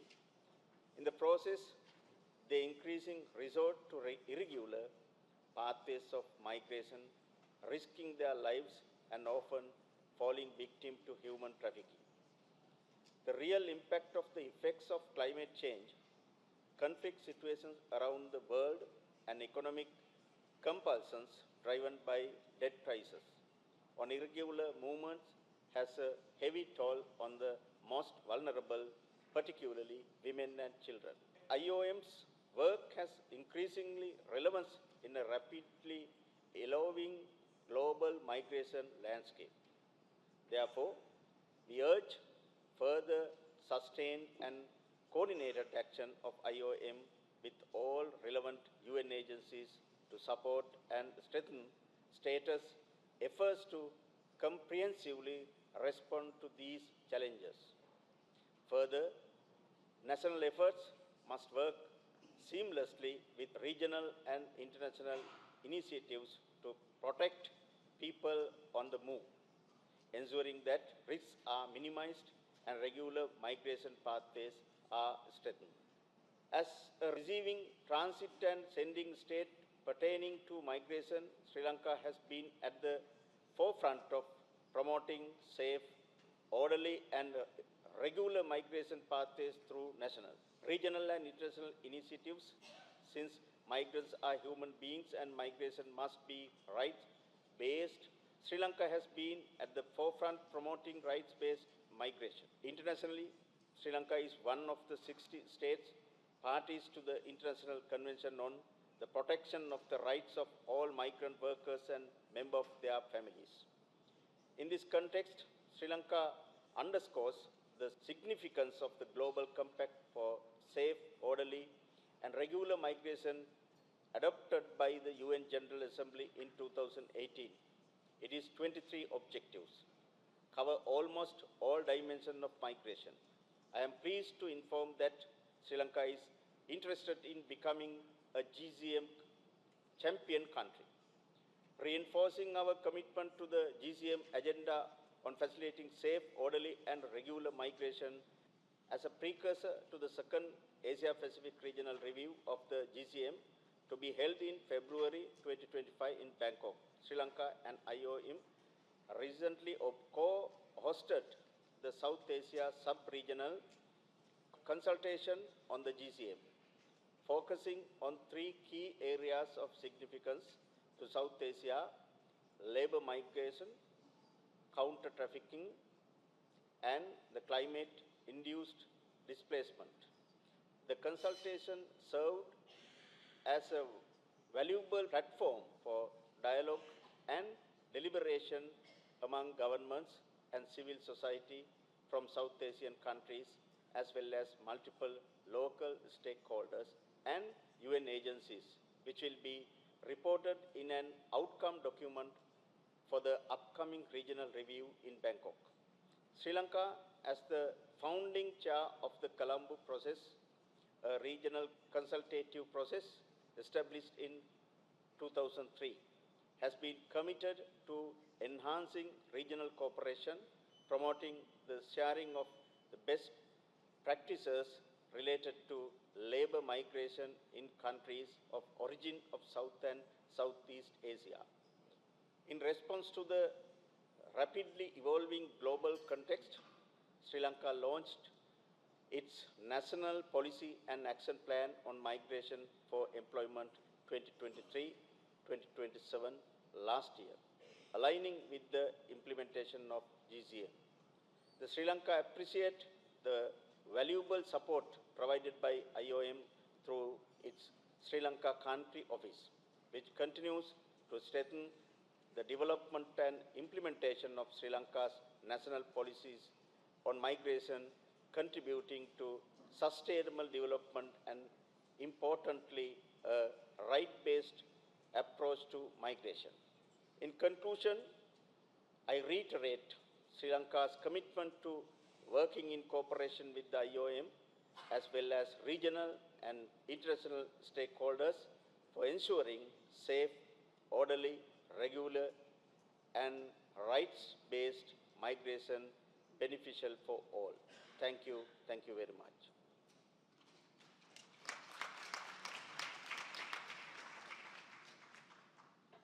Thank you, Excellency. Next speaker is His Excellency Mr. Mohamed Ali Nafti, Minister of Foreign Affairs, Migration, and Tunisians Abroad. Your Excellency, you have the floor. Madam Amy Pope, Director General of the International Organization for Migrations, Excellencies, ladies and gentlemen, it is a pleasure for me to address this August meeting dedicated to exploring ways and avenues for a genuine joint international action to support regular migration mechanisms. Needless to emphasize the importance of such actions in this critical moment as we are witnessing how horizons of mobility are shrinking more and more for millions of young people, particularly in the global south, aspiring to a better life and a better future. Unfortunately, due to the vast array of obstacles and challenges standing against fulfilling their dreams, they choose to risk their lives through the dangerous pathways of illegal migration, often falling into the hands of human traffickers, exposing them to exploitation, abuse, and even to death. In fact, we are witnessing today a worrying surge of illegal migration, which is becoming a major source of concern and posing significant challenges to the countries of transit and destination. Tunisia is among those countries which are heavily impacted by the seriously growing phenomenon, and we're managing the tremendous legal flows of migrants seeking to reach the southern shores of Europe is getting beyond its means and capabilities, and is even causing social unrest and security issues. Let me be clear here on our stance. Tunisia stands against becoming a transit platform nor a place for temporary or permanent residence for illegal migrants.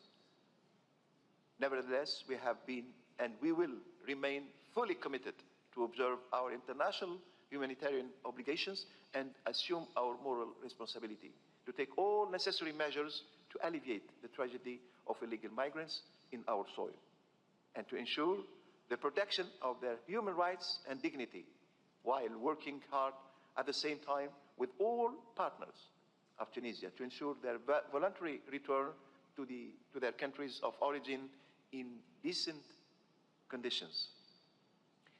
In this context, I would like to commend the International Organization for Migration for the invaluable support it has been extending to help Tunisia cope with the recent flows of illegal migration through the voluntary return mechanism. And I take this opportunity to call on the international community to support this endeavor, particularly the European Union. Excellencies, the increasing number of migrants attempting to cross the Mediterranean and the tragedies which we are witnessing more and more frequently in our shores underscore the urgent need for coordinated international efforts to collectively address irregular migration in a concerted and inclusive way. Obviously, ensuring stronger border controls and dismantling the criminal networks of human traffickers are important and necessary security measures. But let's face it honestly, such an approach, even if it helps in the short run reducing the figures of illegal migrants, it remains limited and incomplete in the absence of appropriate lasting solutions to the drivers of illegal migration. Tunisia's vision for this phenomenon has been clearly articulated by its president, His Excellency Kais Saied, on several occasions when he has repeatedly called for a comprehensive solidarity and development-based approach that tackles the roots causes the root causes of illegal migration, including the growing poverty and lack of economic opportunities, the worsening social economic disparities between the global south and the developed countries, the surge of violence and conflicts, as well as the worsening climate change-induced living conditions. Obviously, such an approach is possible only when the various concerned actors commit themselves to engage seriously on the collaborative efforts and active cooperation based on the principle of shared responsibility and respect for national sovereignty. Excellencies, we strongly believe that the curbing illegal migration lies also in the shaping of fairer cooperations, models, and establishing more balanced regular migration pathways between the global south and northern one, based on the interests and priority of both origin and destination countries.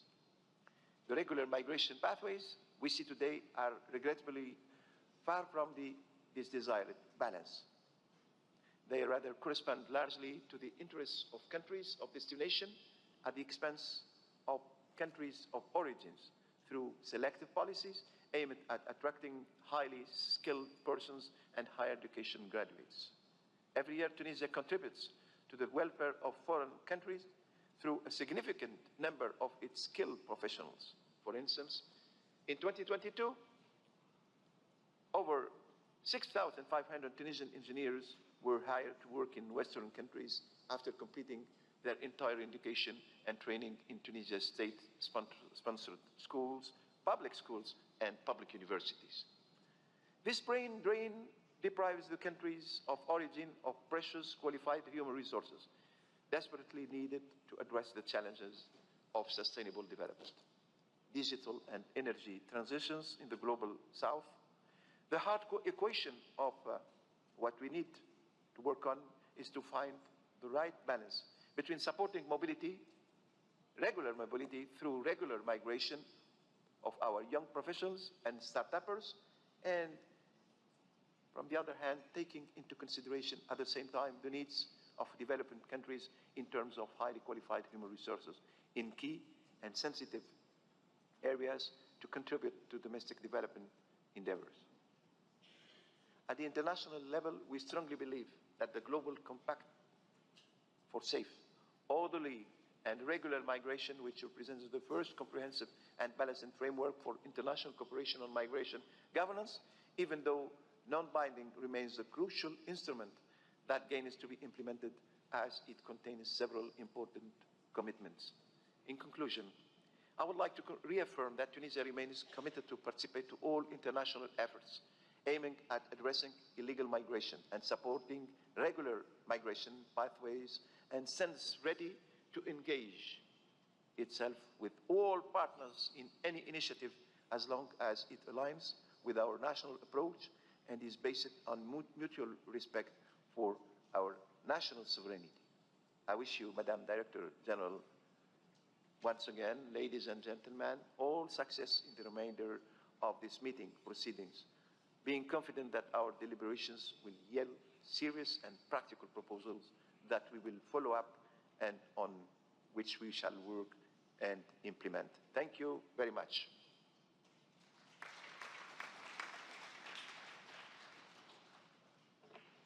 Next speaker is His Excellency Mr. Karamoko Jean-Marie Traoré, Minister of Foreign Affairs, Regional Cooperation, and Burkinabe abroad. Your Excellency, you have the floor. Madame la Présidente, Madame la Directrice Générale de l'OIM, distingués délégués, distingués participants. Je suis heureux de prendre part au présent débat dont je salue d'emblée le thème relatif à l'appel mondial pour l'action en faveur des voies de migration régulières. Mon appréciation positive de ce débat, à ce moment même, est portée et motivée par plusieurs constats. Le premier constat est que, et vous le savez, les flux migratoires irréguliers ne cessent de grossir de par le monde au même rythme pratiquement que les mesures et initiatives de répression. Le deuxième constat est que malheureusement, en ce qui concerne les migrations irrégulières, les pertes en vie humaine sont de plus en plus alarmantes. La récurrente des pertes en vie humaine et des disparitions lors des différents périples de nos jeunes migrants sur les routes migratoires a atteint un niveau préoccupant ces dernières années au titre de la région africaine. Une gestion efficace de la migration nécessite plutôt une politique proactive, prévoyant des voies légales, durables, transparentes et accessibles qui profitent aussi bien aux pays d'origine que ceux de transit et de destination. Madame la Présidente, notre débat du jour innove par le fait que le thème placé au centre aborde d'une manière positive une question essentielle qui nécessite une action globale. Positive parce que pour une fois, nous ne discutons pas sur comment lutter contre ce qui est irrégulier, mais nous discutons plutôt sur comment nous pouvons poursuivre la réflexion sur des actions en faveur de ce qui est régulier en vue de lui donner l'envergure nécessaire pour annihiler ce qui est irrégulier. Cette approche, à mon sens, ne peut être portée que par un regard nouveau sur la mobilité humaine. Disons-le clairement, nous ne devons pas faire des flux migratoires qu'un épouvantail. Cela comporte le risque de nous empêcher d'en percevoir le potentiel positif et de proposer des solutions durables et humaines. C'est cet esprit qui a prévalu à l'adoption par le gouvernement du Burkina Faso en 2024 d'une loi sur les conditions d'entrée et de séjour des étrangers, de sortie des nationaux et des étrangers du territoire national afin d'encadrer les mouvements internationaux. Au cours de l'année 2024, plus de 300 personnes étrangères ont bénéficié à ce titre de la naturalisation. Les communautés étrangères sont bien intégrées au sein de la société burkinabé et bénéficient des mêmes droits de protection que les nationaux. Madame la Présidente, il est de notre responsabilité collective d'œuvrer à définir les modalités qui contribueront à faciliter la mobilité humaine tout en minimisant les risques qui peuvent découler d'une migration non contrôlée. Instaurer un équilibre entre libre circulation des personnes et gestion humanisée des frontières. Étendre des voies légales de protection et d'opportunité. Établir des programmes prioritaires de voies légales correspondant aux principales motivations des migrations que sont l'emploi, la protection et le regroupement familial. Renforcer notre coopération au niveau régional et international afin de fournir des informations factuelles et précises sur les avantages qu'il y a à choisir des voies légales et sûres plutôt que des voies irrégulières et dangereuses. Madame la Présidente, je terminerai mon propos en formulant mes vives félicitations à l'OIM qui, en tant que principale agence du système des Nations Unies chargée des migrations, collabore étroitement avec notre pays pour l'amélioration du contrôle des flux migratoires à travers MIDAS et les projets de résilience des populations locales tels que jeunesse et migration et prévention de l'extrémisme violent. Nous espérons poursuivre cette collaboration fructueuse dans le domaine de la prévention de la migration irrégulière et la promotion des voies de migration régulière. Je vous remercie.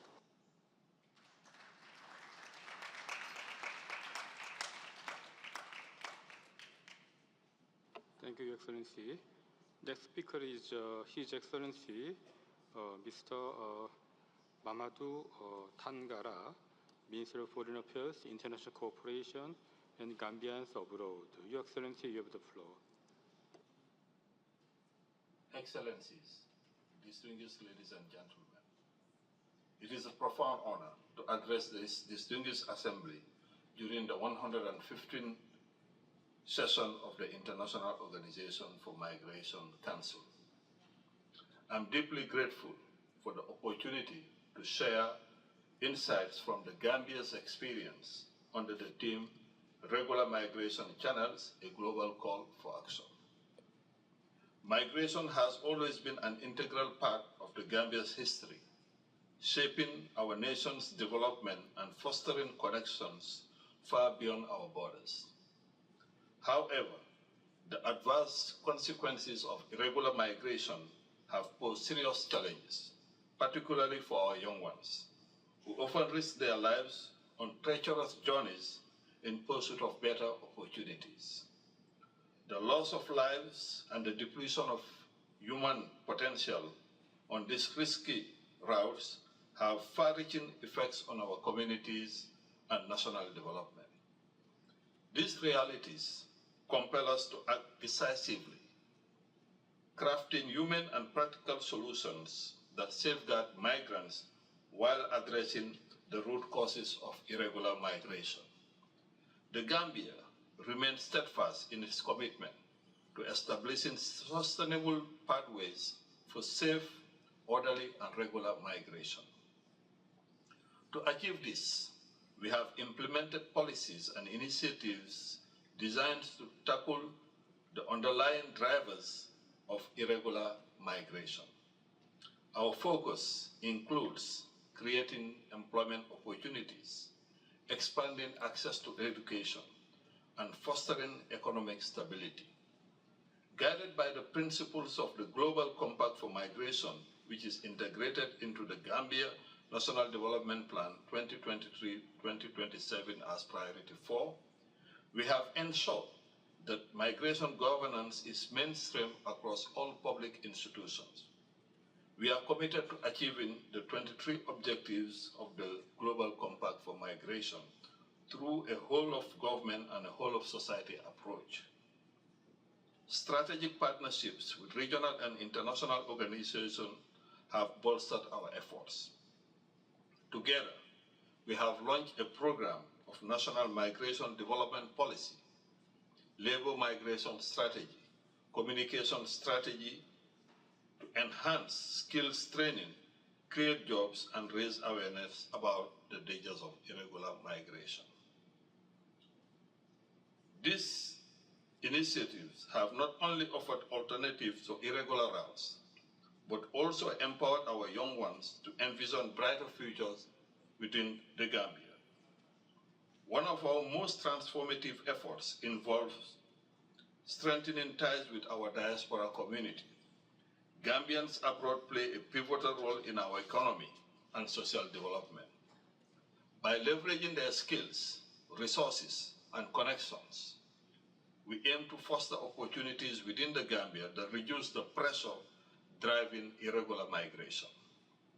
With the support of the IOM and other partners, we continue to develop initiatives that enable safe migration, allowing Gambians to contribute globally while maintaining ties to their homeland. We have also deepened cooperation with neighboring countries to promote coordinated migration frameworks.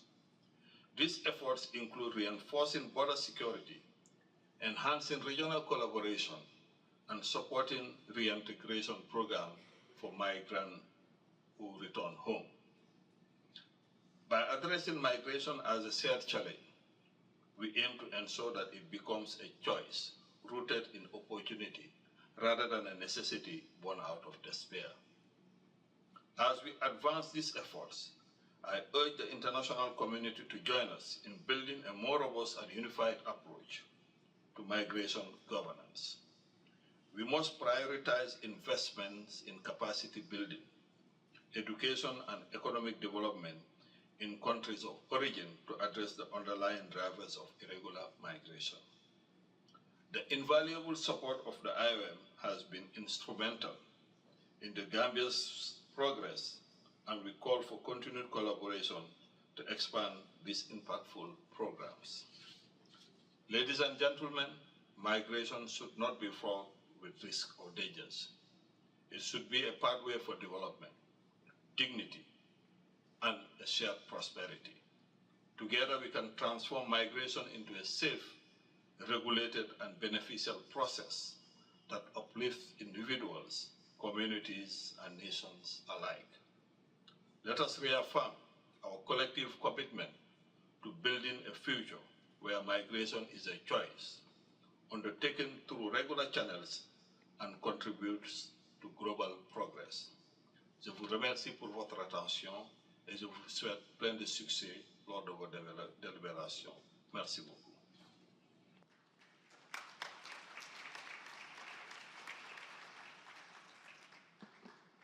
Thank you, Excellency. next speaker is Her Excellency Ms. Alma Sáez Delgado, Minister of Inclusion, Social Security and Migration of Spain. Your Excellency, you have the floor. Señor presidente, señora directora general, es para mí una gran satisfacción participar en este segmento de alto nivel del Consejo de la Organización Internacional de las Migraciones, especialmente para abordar un tema crucial, las vías de migración regular, un desafío global que exige acción coordinada, visión de futuro y, sobre todo, exige compromiso. Desde España hemos asumido la responsabilidad de gestionar la migración como una oportunidad para nuestras sociedades. Nuestra experiencia nos ha enseñado que una migración ordenada, regular y segura no solo beneficia a los migrantes, sino que también impulsa el desarrollo económico y social de las comunidades receptoras. En España, el pasado martes 19 de noviembre, el Consejo de Ministros aprobó un nuevo reglamento de extranjería que moderniza y adapta la normativa española a la realidad migratoria actual. Con los derechos humanos en el centro y una visión integral de la migración, este nuevo reglamento representa un equilibrio entre las demandas sociales y económicas del país y las exigencias legales españolas y los estándares europeos e internacionales. Además, simplifica trámites, fortalece la seguridad jurídica y ofrece nuevas oportunidades a las personas migrantes y a sus familias, promoviendo su integración y su protección frente a las mafias, frente al fraude o frente a la vulneración de sus derechos. España también ha intensificado la colaboración en el ámbito migratorio con los países de origen y tránsito de nuestros flujos: Marruecos, Mauritania, Senegal, Gambia, Guatemala, Honduras, Ecuador o Colombia, entre otros. Este fortalecimiento se ha conseguido mediante la firma de memorandos de entendimiento, acuerdos bilaterales y programas específicos de gestión colectiva de contratación en origen, GECO, para incluir cláusulas de respeto a los derechos humanos y acceso a servicios básicos. El modelo GECO y otros programas innovadores de inclusión laboral impulsados por el Gobierno de España no solo facilitan la integración laboral de los trabajadores migrantes en nuestro país, sino que también aseguran que los migrantes puedan prosperar en sectores donde existe déficit de mano de obra, reforzando también los vínculos bilaterales y contribuyendo, sin duda, al desarrollo sostenible de las comunidades de origen. En el año 2024, en el marco de dichos acuerdos, se están consolidando relaciones claves con África Occidental, América Latina y Marruecos. En África Occidental se han firmado nuevos memorándums con Gambia, Mauritania y Senegal. En América Latina, Colombia y Ecuador mantienen su papel fundamental con la llegada de 650 trabajadores, mientras que Guatemala y Honduras se incorporan con 1.000 trabajadores previstos. Además, Uruguay y Argentina avanzan con resultados positivos. Por su parte, Marruecos sigue siendo un socio estratégico, con la incorporación de 4.036 trabajadores en los ejercicios 2024-2025, tras una exitosa gestión de más de 16.000 expedientes en la campaña anterior. Desde el Gobierno de España estamos impulsando mecanismos innovadores que fomenten la movilidad laboral internacional y el desarrollo de competencias en línea con iniciativas globales como las Global Skill Partnerships y el Talent Partnerships. Entre los proyectos destacados también contamos con las oficinas de movilidad segura, un acuerdo trilateral con Estados Unidos, Canadá, ACNUR y la OIM, que establece rutas legales para personas migrantes y refugiadas de Centroamérica y Suramérica, y la plataforma Job in Spain, que facilita el acceso al mercado laboral para refugiados y para migrantes cualificados. Asimismo, estamos inmersos en proyectos innovadores con Marruecos, como WellSys y ALSA, y desarrollando iniciativas piloto como la incorporación de personas nicaragüenses residentes en Costa Rica al sector fotovoltaico español, reforzando así una movilidad laboral estructurada, legal y mutuamente beneficiosa en línea con los objetivos de las alianzas mundiales de competencias del Banco Mundial y las asociaciones de talento de la Unión Europea. De manera complementaria, estamos trabajando en un Plan Nacional de Integración y Convivencia Intercultural, que tendrá recursos, que tendrá medidas para fomentar la integración de las personas extranjeras en nuestra sociedad. Este plan tendrá como objetivo facilitar su incorporación en ámbitos fundamentales como el laboral, el educativo y, por supuesto, el social. Todas estas acciones no solo reflejan nuestras prioridades nacionales, sino que también están alineadas con los objetivos estratégicos promovidos por la Organización Internacional para las Migraciones. La experiencia nos demuestra que cuando se ofrecen opciones legales, alternativas, el impacto positivo es inmediato. Aumentan las remesas, mejora la cohesión social y se reducen los riesgos asociados a la irregularidad. España se compromete a seguir liderando este esfuerzo, trabajando de la mano de organismos internacionales, países socios, comunidades locales. Para concluir, quiero subrayar que este llamamiento mundial a la acción no puede ser solo un debate, ha de ser un punto de inflexión.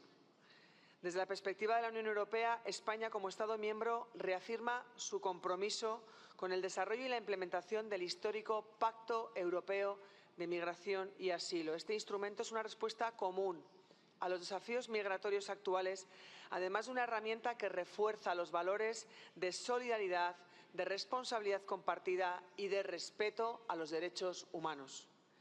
Solo trabajando juntas y juntos y con el respaldo decidido de todos los Estados miembros podemos avanzar hacia un sistema migratorio justo, ordenado, sostenible, que responda tanto a las necesidades de las personas migrantes como a las necesidades de nuestras sociedades. Juntos podremos diseñar un sistema migratorio global que sea inclusivo y beneficioso para todos y todas. Muchas gracias.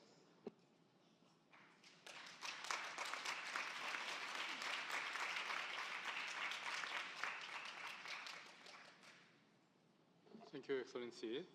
Next speaker is His Excellency, Mr. Jorge Pedro Mauricio dos Santos, Minister of Communities of Cabo Verde.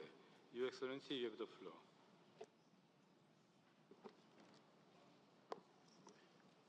Merci. Madame la Directrice Générale de l'OIM, Monsieur le Président du Conseil d'OIM, Madame et Messieurs,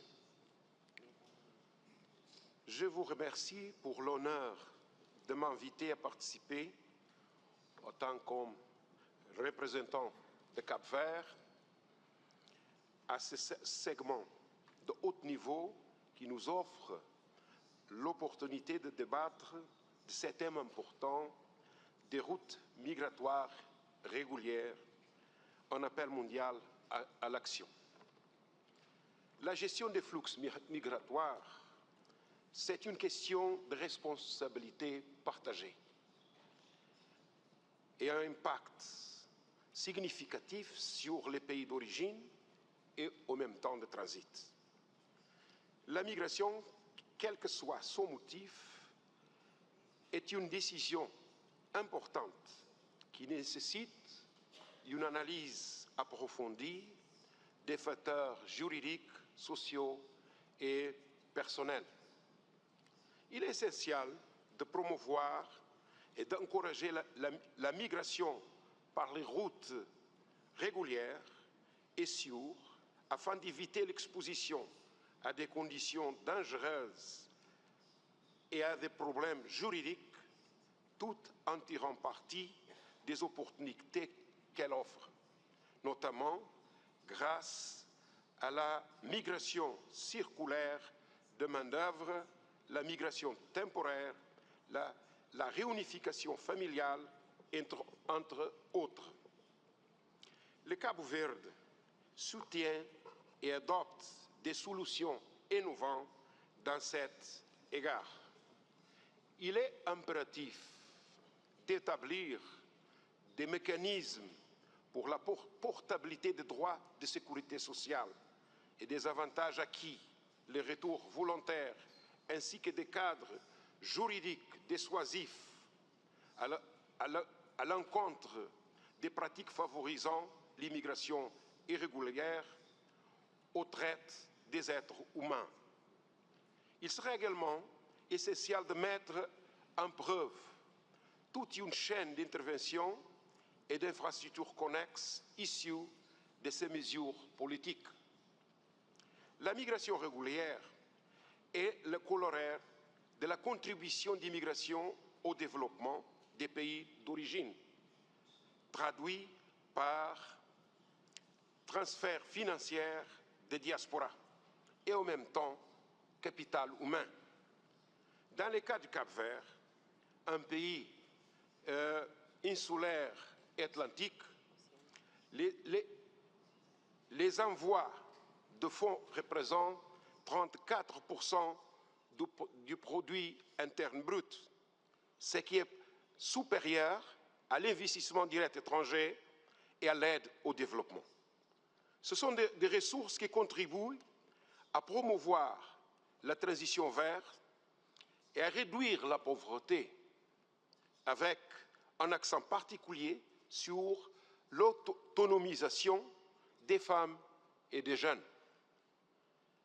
Il est prioritaire de développer des études scientifiques pour prouver la contribution économique et sociale des communautés étrangères résidentes, migrants, afin de mettre en évidence les potentiels de l'immigration et de lutter contre la désinformation et les stéréotypes à l'égard migrants.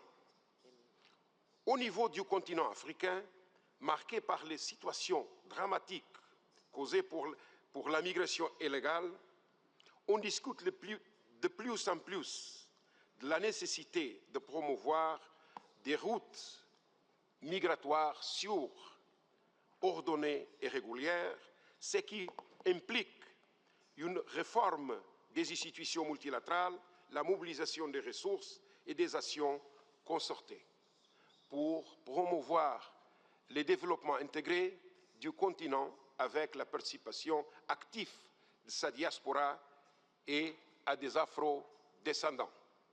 La diplomatie capverdienne est au service du développement et dans sa politique extérieure, le gouvernement place sa diaspora comme l'un des axes vitaux du dialogue mondial, cherchant à intégrer le concept de dividendes migratoires dans les négociations multilatérales, en particulier avec les partenaires bilatéraux réceptifs aux migrations capverdiennes.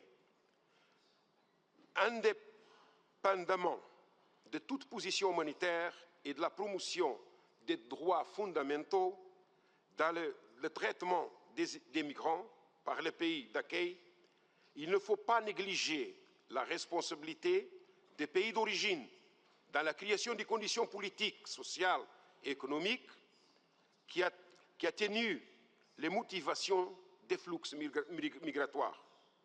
La lutte pour la réduction des causes des migrations forcées et tragiques doit être fondée sur la promotion des régimes de liberté et de démocratie.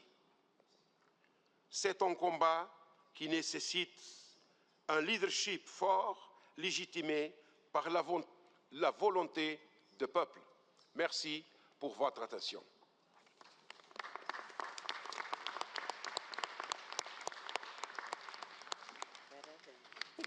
Thank you, Excellency. Next speaker is Her Excellency, Ms. Josiane Lina Bamake Sui, Minister of Humanitarian Action and National Solidarity of Central African Republic. Your Excellency, you have the floor. Merci, Monsieur le Président. Excellences, Mesdames et Messieurs les chefs d'État et de gouvernement, Excellences, Mesdames et Messieurs les ministres, Excellences, Mesdames et Messieurs les ambassadeurs, Madame la Directrice générale, Mesdames et Messieurs les délégués, distingués invités. C'est avec un réel plaisir que je prends la parole devant cette auguste assemblée au nom de son Excellence, professeur Faustin Archange Touadéra, président de la République centrafricaine, à l'occasion du débat de haut niveau de cette 115e session du Conseil de l'Organisation internationale pour la migration, OIM. Je tiens avant tout propos à exprimer les gratitudes du gouvernement centrafricain à l'OIM pour son engagement en faveur des solutions durables aux défis migratoires auxquels le monde en général, mon pays, la République centrafricaine, est confronté. Le thème du débat, à savoir voies de migration régulière, appel mondial à l'action, revêt d'une importance capitale dans le contexte migratoire mondial actuel, d'autant que selon le rapport sur l'état de la migration dans le monde 2024, publié par l'OIM, le nombre des migrants internationaux a atteint 281 millions, soit environ 3,6% de la population mondiale. Cette mobilité humaine est la résultante de plusieurs facteurs, notamment les conflits armés, les violences, les impacts du dérèglement climatique, les inégalités économiques, etc. Le rapport sus-évoqué souligne également que le nombre de personnes déplacées a atteint un niveau record de 117 millions fin 2022, d'où l'urgence de remédier aux crises liées au déplacement. La République centrafricaine, mon pays, connaît une histoire migratoire complexe. En effet, pendant de nombreuses années, les conflits armés ont provoqué des déplacements internes et conduit une partie de la population centrafricaine à trouver refuge dans les États voisins. Avec le rétablissement progressif de la paix, la situation se stabilise grâce au retour de ses compatriotes au sein de leur communauté. Parallèlement, en tant que terre d'accueil, la République centrafricaine ne fait pas la politique de refoulement des peuples, mais est confrontée à plusieurs phénomènes migratoires spécifiques, notamment les mouvements des transhumances qui empruntent des voies non régulières. Bien que ces derniers ne soient pas des migrants au sens strict, leur présence, souvent assimilée à celle des groupes armés, suscite des réactions négatives au sein des communautés autochtones. Malgré l'installation des postes frontières en partenariat avec la mission multidimensionnelle intégrée des Nations Unies pour la stabilisation de la paix en République centrafricaine, la MINUSCA, beaucoup de migrants utilisent encore des routes de transhumance, rendant difficile le suivi et la collecte des données par des institutions habilitées. Mon pays, la République centrafricaine, accueille par ailleurs environ 645 000 réfugiés du fait des conflits armés dans les pays frontaliers. Ces personnes vulnérables et souvent non identifiées formellement sont exposées à des risques graves, notamment le trafic humain et les violences basées sur le genre. À cette situation s'ajoute un autre défi majeur, à savoir les déplacements internes dus aux effets dévastateurs de dérèglement climatique, notamment par le fait de débordements récurrents du fleuve Ubangui-Chari, lesquels détruisent habitations et villages le long des rives, forçant ainsi des milliers de personnes à quitter leur foyer. Ces catastrophes naturelles aggravent la situation humanitaire dans un pays déjà fragilisé par des années de conflits armés. Face à ces défis, des solutions concrètes émergent, heureusement, grâce à la coopération et la solidarité internationale. Ainsi, pour la première fois, un projet de construction de logements sociaux destinés à accueillir des déplacés internes et les migrants soudanais va être réalisé grâce au financement de la Banque africaine de développement sous la coordination exécutive de l'OIM. Il faudrait toutefois signaler que malgré le déblocage des fonds initiaux pour ce projet, les ressources restent insuffisantes pour garantir une prise en charge holistique de ces populations vulnérables, je vais parler d'infrastructures communautaires de base, comme la construction d'une école, d'un centre de santé communautaire, des marchés ou d'un poste de police. Alors, j'en appelle donc à une solidarité globale pour relever ces défis avec ambition et détermination. Ensemble, pour une mobilisation de fonds et une coopération technique accrue, nous pourrons garantir une migration sûre, ordonnée et humaine en préservant la dignité de chaque personne. Je vous remercie pour votre attention. Singila Mingi.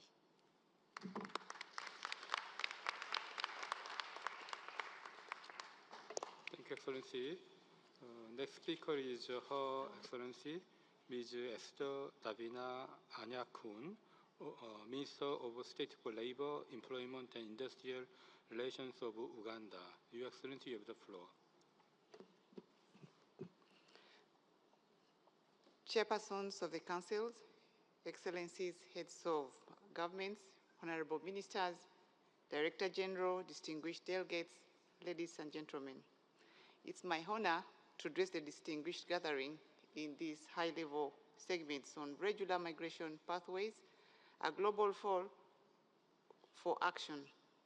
This session comes on a critical moment when the world seeks innovative, sustainable solutions to advance safe, orderly, and regular migration.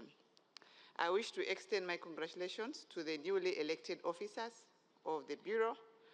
I thank the Director General, Amy Pope, for her exemplary leadership and commitment to the work of International Organization for Migration. I want also to appreciate the support IOM has extended to Uganda, particularly in our role as chair for non-aligned movement and group of 77+ China. And I wish to make the following points. First, on regular migration progress, Uganda is proud to champion regular collaboration migration policies through the Protocol and International Governmental Authority on Development and the East African Community for free movement for labor, goods, and services has been fostered. Specific innovatives such as validated standard procedures for disaster-displaced persons between Uganda, Kenya, Ethiopia underscore our commitment to addressing migration challenges holistically. We commend the IGAD Protocol on Transhuman, which enables safe cross-border mobility for livestock and herders. This adaptation mechanism not only strengthens livelihoods, but also ensures regional resilience on environmental challenges. Uganda is following through the implementation of the Kampala Ministerial Declaration on Migration, Environment, and Climate Change. The first regional framework for comprehensive address climate-induced migration. Furthermore, Uganda has embraced labor mobility as a development tool. The Regional Ministerial Forum for Migration, which Uganda now chairs. Our dedication to harmonizing labor migration policies across East and the Horn of Africa. Secondly, on addressing irregular migration and protecting vulnerable populations, Uganda remains steadfast in the open door policy by hosting over 1.7 million refugees who are migrants, asylum seekers, fleeing from war, persecution, and natural disasters. Our robust frameworks are grounded in relevant international laws.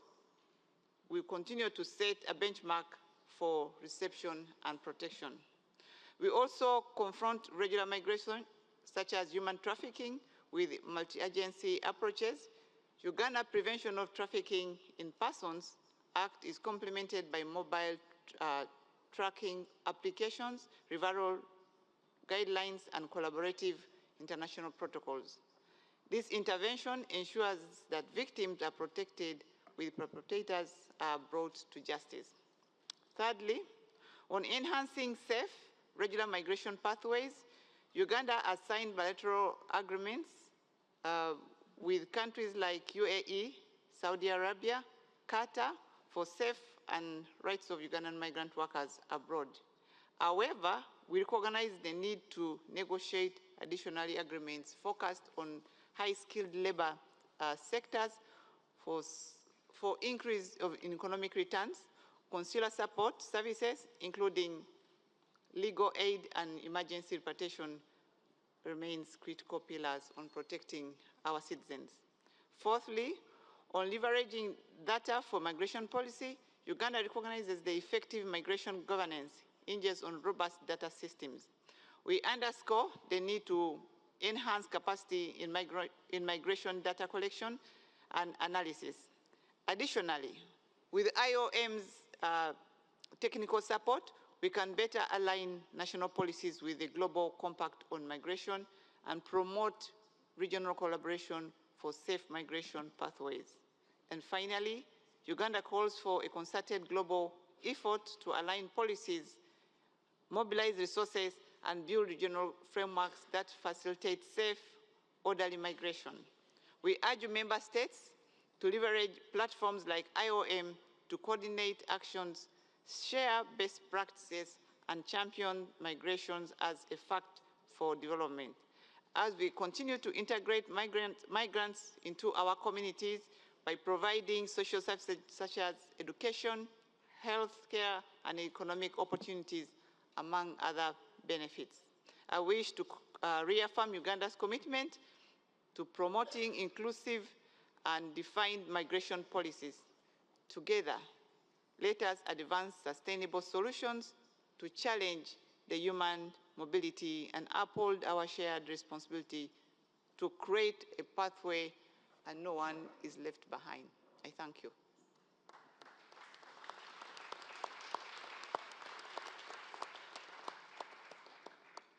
Thank you, Excellency. Next speaker is Right Honorable Annalise Dodds, Minister of State for Development of United Kingdom. Your Excellency, you have the floor.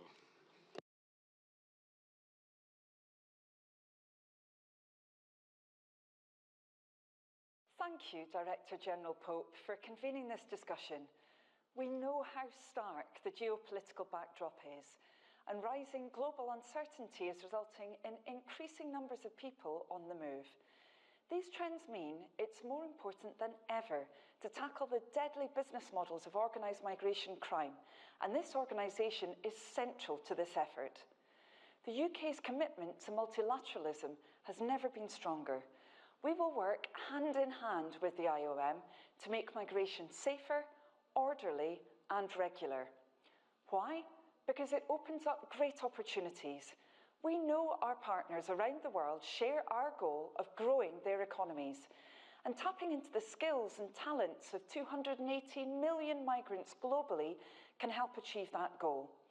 That is why the UK's vision of engaging with partners to address the root causes of irregular migration can help those who would otherwise be forced to leave their homes. Migration managed fairly makes tremendous contributions to our economies. And as progress against the Sustainable Development Goals has slowed down, it can act as a powerful driver of development, supporting positive outcomes in line with the Global Compact for Migration. That is why the UK is taking steps to unleash its potential. We fund programmes in East Africa and the Horn of Africa to make migration within the region safer and more productive. We're also trialling a new one-year project aimed at driving down remittance costs between the UK and Kenya. These initiatives will boost growth, and I'm delighted to say that the IOM has played a significant role in both programmes. But we need to go further. One way to do that is by investing more in collecting quality data on the results of upstream migration programming. This will help us to understand the impact, what works and what doesn't work, of these interventions and tailor our interventions accordingly. Back home, the UK has a long history of helping those most in need of protection, like creating bespoke routes for people from Ukraine, Hong Kong, and Afghanistan. Going ahead, we plan to double down on our efforts to address the root causes of irregular migration and offer resettlement in line with the UK's capacity to welcome and integrate refugees. Friends, no matter how difficult the challenges, together we must continue to engage across countries and organisations to promote safe, regular and orderly migration for the benefit of us all.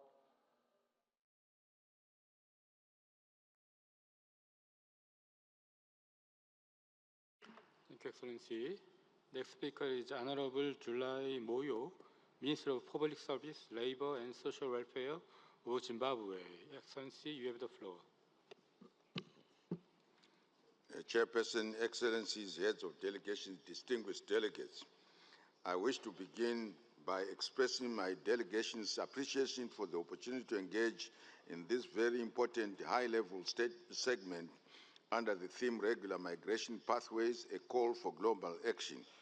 We thank the Director General, Ms. Amy Pope, for proposing this theme, which comes at an opportune time for us globally.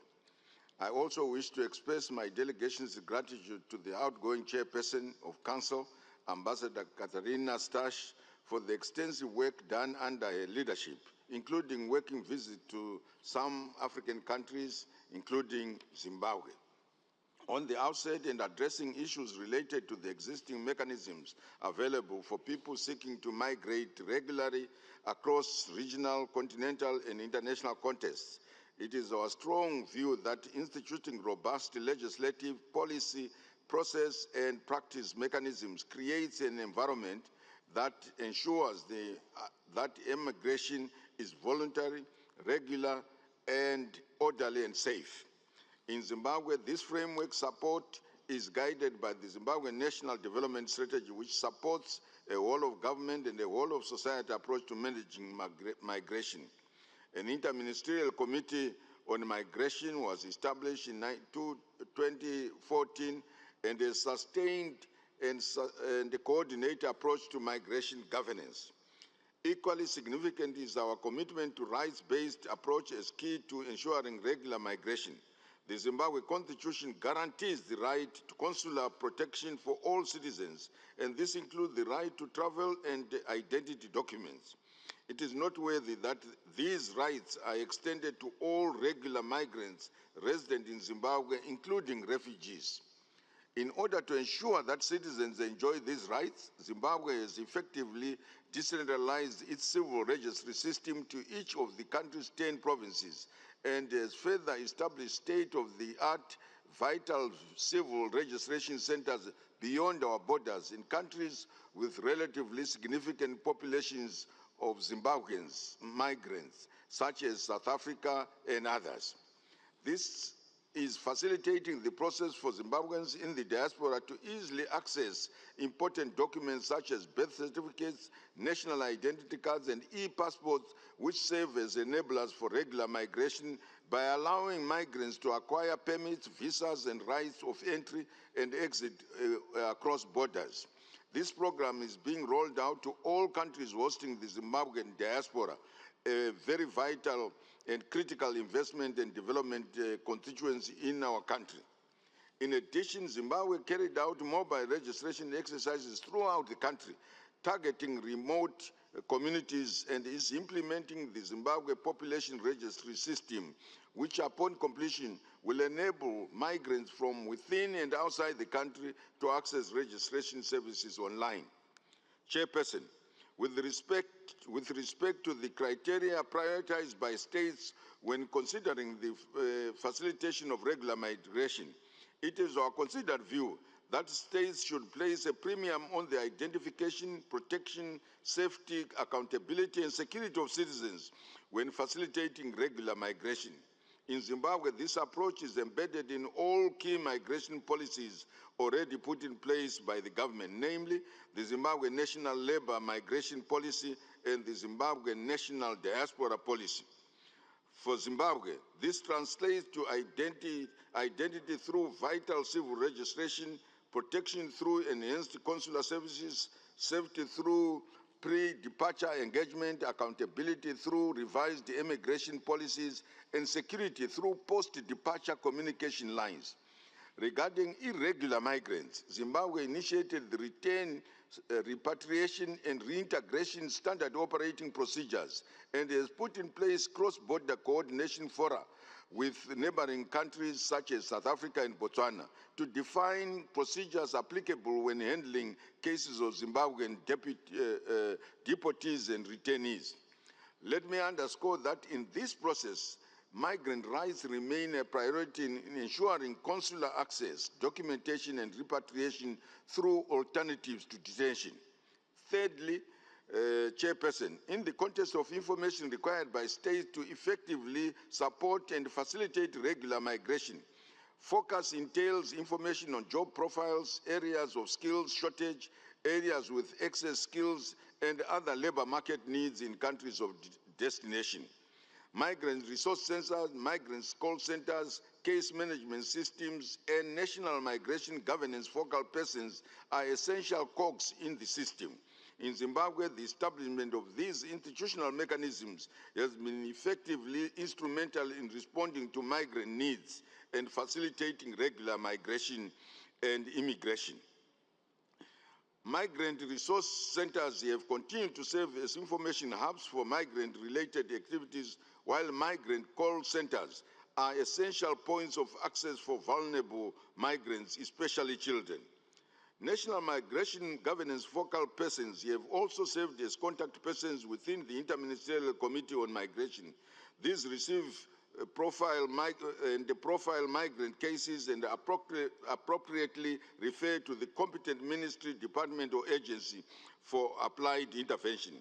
Chairperson, the fourth and final area relates to how IOM can help member states in meeting the needs of vulnerable migrants that include women, children, and persons with disability. In this regard, we urge the IOM, one, to support member states in developing national action plans to guide the coordinated implementation of policies. Number two, facilitate the setting up of migrant resource centers which help to raise awareness on the benefits of migration while also imparting information to potential migrants on the risks and dangers associated with irregular migration. Number three, support governments in the interface with cross-border traders.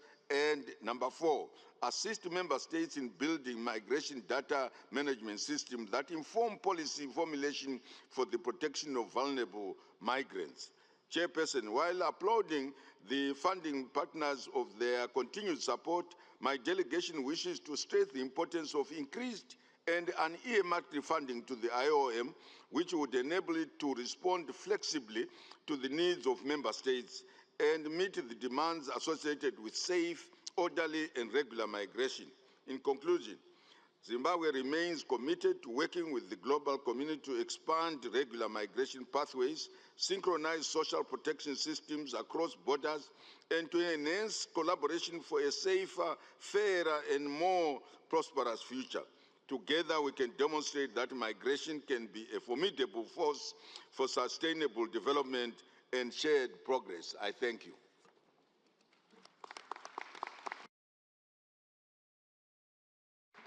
Thank you. The next speaker is Ms. Natasha Stanislavljevic, Commissioner for Refugees and Migration of Serbia. Your Excellency, you have the floor. Respected Chair, Director General, Excellencies, distinguished delegates. Migration is a topic with its global reach and effects felt not just over the physical and political border, but deeply affecting political, economic, security, and social affairs of our daily lives. And as such, it requires comprehensive, whole-of-society, system-wide and multilateral and innovation solutions. With the development of modern communication and innovative technologies, the world is getting smaller and faster, much faster than our respective society can adapt. Movement of people is caused as much as the effect of these global changes and it is driven by many factors that have not just long-term effects, but require long-term solutions through effective and effectiveness management. We have already mapped these issues and began to tackle them on the global scale through development on 2030 Agenda for Sustainable Development, Global Compact for Safe, Orderly and Regular Migration, and Global Compact on Refugees. Now it starts to be difficult because it is required of us to try to find a common and joint implementation mechanism to these challenges that affect us on different ways. These differences, simply said, derive us from the fact that our country, region, local community is a place of origin, transit, or destination. However, global stream for economic development made migration to be a necessary condition for development. On the other hand, it is producing problems for social cohesion as well as negatively affecting places of origin. Serbia is a European country in development that witnessed war, destruction, poverty, and mass inflation of refugees and IDPs at the end of the 20th century.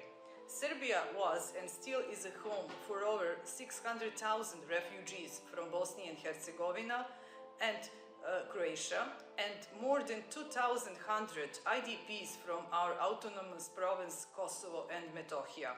Serbia successfully conducted the largest process of refugee integration in Europe after World War II. In the last decade, we are finally on our way of development and economic growth. We are a candidate country for the European Union. We are regional champion in attracting foreign direct investment, and from country with the highest unemployment, we started to be a country that has a labor shortage. In this respect, Serbia now strives both as regional and national level to attract and achieve the positive effect of legal migration and combating illegal migration through various legal pathways through all of in-government approach. From a mere recept, Serbia become active contributor to regional economic and political initiatives such as Berlin Process or Open Balkan Process, not only to promote economic and political cooperation, but also to promote peace and development for all our neighbors. Our existing legal framework foresees a simplified procedure to enable a foreigner to be employed and introduce a new, more flexible concept of employing foreigners while protecting the domestic labor market. This has been achieved through the introduction of a single residential working permit, and the application procedure is fully digitalized. There are categories of foreigners that have to work without a single permit, in a special case referred to the foreigners who carry out innovation activities such as startups, foreigners who have been Serbian origins, digital nomads, foreigner talents, and specific deficient professions.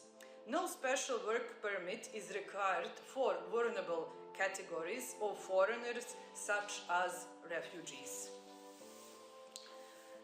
Assistance and easy access to ancillary service, social care, health, employment, education for foreigners in order to promote integration is being further developed. Working with our diaspora and effectively managing circular migration is how we contributing to the further local and regional development. Harnessing international partnership and cooperation with all relevant international government and non-government actors is a key to success. At our lasting and strong partnership with IOM and other EU and UN agencies have proved on numerous occasions. It is clear that we need to have two solutions, having local, national and global effect, and that is to make international legal order for managing safe, orderly and regular migration through providing effective and sustainable legal pathways. Thank you very much.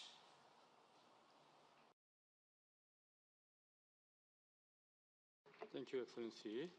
Next speaker is His Excellency Mr. Isa Muhammad Mursal, Deputy Minister of Foreign Affairs of Somalia. Your Excellency, you have the floor. Thank you very much, Chair. Bismillah ar-Rahman ar-Rahim.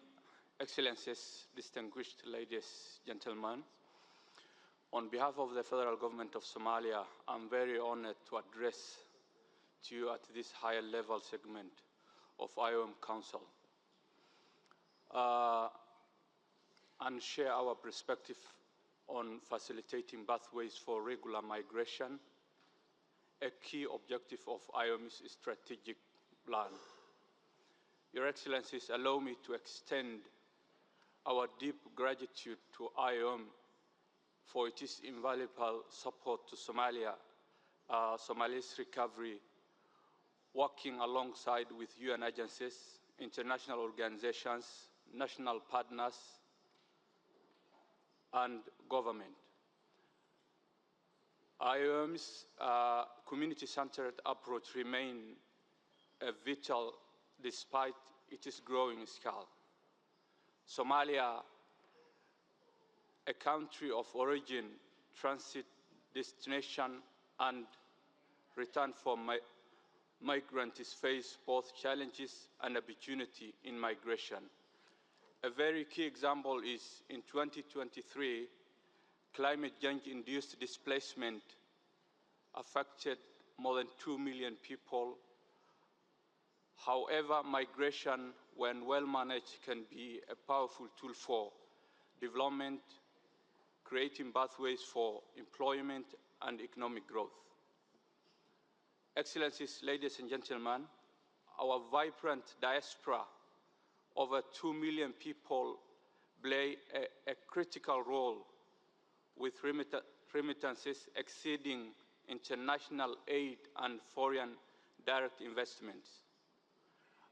IOM's MEDA program has effectively harnessed this diaspora's potential, boosting Somali's development through skill transfer and circular migration. However, irregular migration remains a grave concern, exposing migrants to exploitation, trafficking, and abuse. The dangerous pathway undermining the benefits of migration and fueling criminal networks. We must focus on irregular migration frameworks that prioritize safety and well-being.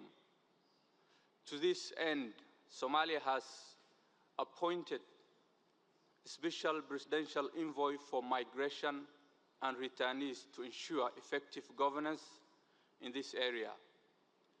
Your Excellencies, Somali's youth, over 75% of our population, is a key to recovery and growth. Their skills are essential both domestically and internationally, offering opportunity to address global labor shortages.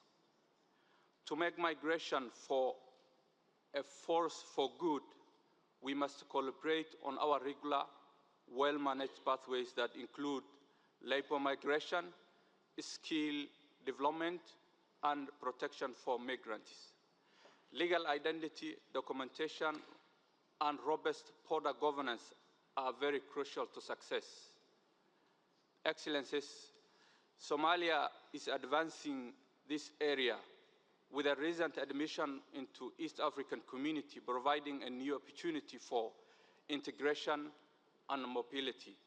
We are also immediately implementing a key policy such as National Diaspora Policy, LAPWA, and promoting and migration policy with the continued support of IOM.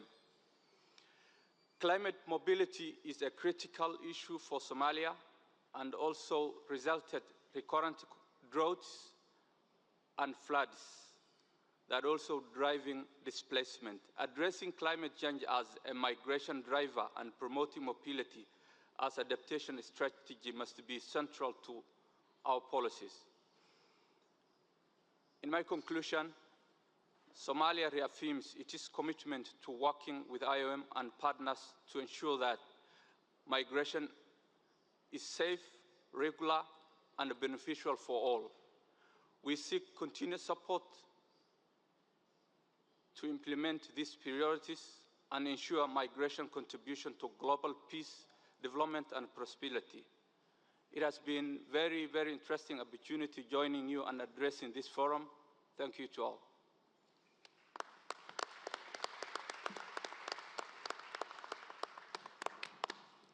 Thank you, Excellency. Now, next speaker is Mr. Njabulo Beka Ngjuja, Deputy Minister of Home Affairs of South Africa. Your Excellency, you have the floor. Chairperson Ambassador Yun, Director General of IOM, Excellencies, distinguished delegates.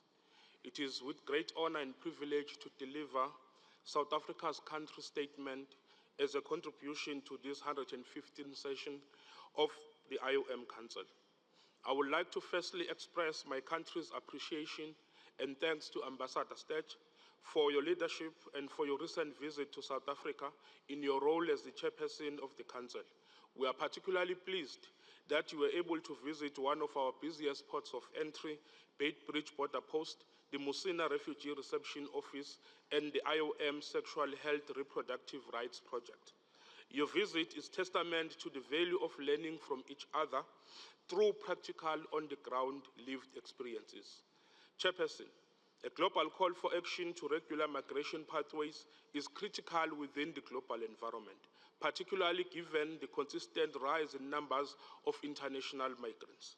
It is our view that migration should be a choice and never something that is forced on anyone, either because of conflict or human rights infringement. As a country that respects human rights for all, as espoused by our Constitution, South Africa always strives to ensure the protection of all who live within its borders. As a country, we have consistently advocated for safe, orderly, and regular migration, and our call was strengthened even more with the adoption of now being implemented Global Compact on safe, orderly, and regular migration. This is the reason my country is actively participating in the review process in preparation for the second International Migration Review Forum in 2026.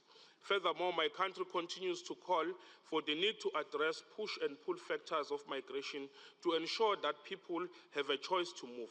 In this regard, it is important to also address some of the structural and governance challenges that sometimes lead to migrants undertaking perilous journeys in search of a better life. South Africa, as a receiving country, understands that ensuring legal pathways requires a holistic approach of collaboration and cooperation among sending, transit, and receiving countries and states in the migration chain. It has to be shared responsibility to promote and fulfill the human rights of our people to better protect migrants. Therefore, migration governance at the national level is also paramount for South Africa. Since the dawn of democracy, my country has introduced key policy frameworks and legislation that seek to regulate migration of persons as espoused in the Constitution with a commitment to the realization and protection of human rights. These include the Citizenship Act, the Refugee Act, the Migration Act, and the Border Management Act. The BMA Act is the most recent reform which introduces an integrated border management approach in easing migration, trade, and strengthening of national security. Since the introduction of the BMA, we have seen a steady decline in the number of child trafficking cases across the country. The BMA has also managed to contribute positively to the fight against illicit goods, which often comes with human trafficking. South Africa is introducing a one-stop border post in 6 of its land ports of entry. The infrastructure investment we are putting in development of the 6 ports of entry with our neighboring countries will promote and ease regular movement of both people and goods through our border environment. The state-of-the-art infrastructure and technology will also help us in the fight against human trafficking and illicit trade, providing a safe and secure environment for regular migration and trade. Some of the recent reforms that my country has introduced include the implementation of new visa reforms aimed at attracting skills, investment, and tourism, such as the introduction of the remote work visa for digital nomads and the creation of the Trusted Employer Scheme, which waives certain visa requirements and allow for a points-based system. This, we believe, is one of the ways in which promoting and supporting regular migration can contribute to economic development, fostering inclusive growth and job creating. Chairperson, my country's policy perspective on international migrations are grounded on the realization that we're an essential part of our continent and the world. Therefore, our success and that of the African continent and the globe are intertwined. We understand that migration plays a critical role in growing economies of the world, as it provides for information and skills exchange, which are critical for economic growth and development. In an attempt to address irregular migration, South African government has on several occasions granted to nationals of countries within the SADC community region, regularizing their status in the country through exemption permits, permanent residence status, and citizenship in some of the instances. As we move towards a more digitalized space and we have taken note of the IOM's draft strategic plans, South Africa continues to seek support not only from the IOM but international community at large, as well as the private sector in addressing root causes of irregular migration. We appreciate the collaboration with the IOM under the leadership of the Director General Pope on the migration management study on the facilitation of regular movement between South Africa and Lesotho. As I conclude, South Africa believes that regular migration can benefit sending, transit, and receiving states, thus immensely contribution to the achievement of sustainable development goals and strengthening regional, continental, and international cooperation. I thank you.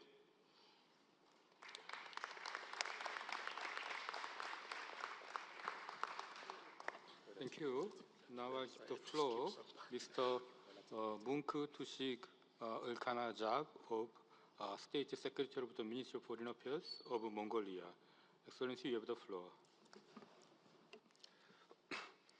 Excellencies, distinguished delegates, ladies and gentlemen. At the outset, I would like to extend our sincere gratitude to the Director General, the Chairperson of the Council, and the dedicated staff of the International Organization for Migration for their leadership and hard work for the successful preparation for this meeting. Distinguished delegates, today the world is facing unprecedented emergencies, cross-border conflicts, prolonged displacement, disease outbreaks, and climate change.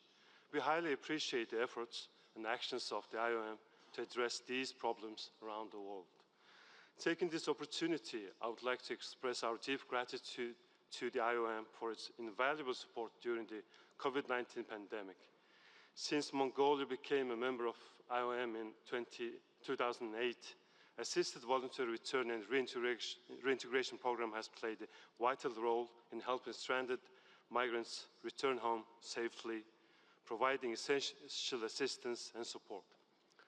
This crucial assistance is a clear indication of IOM's firm commitment and dedication to protect people regardless of their origin during hard times.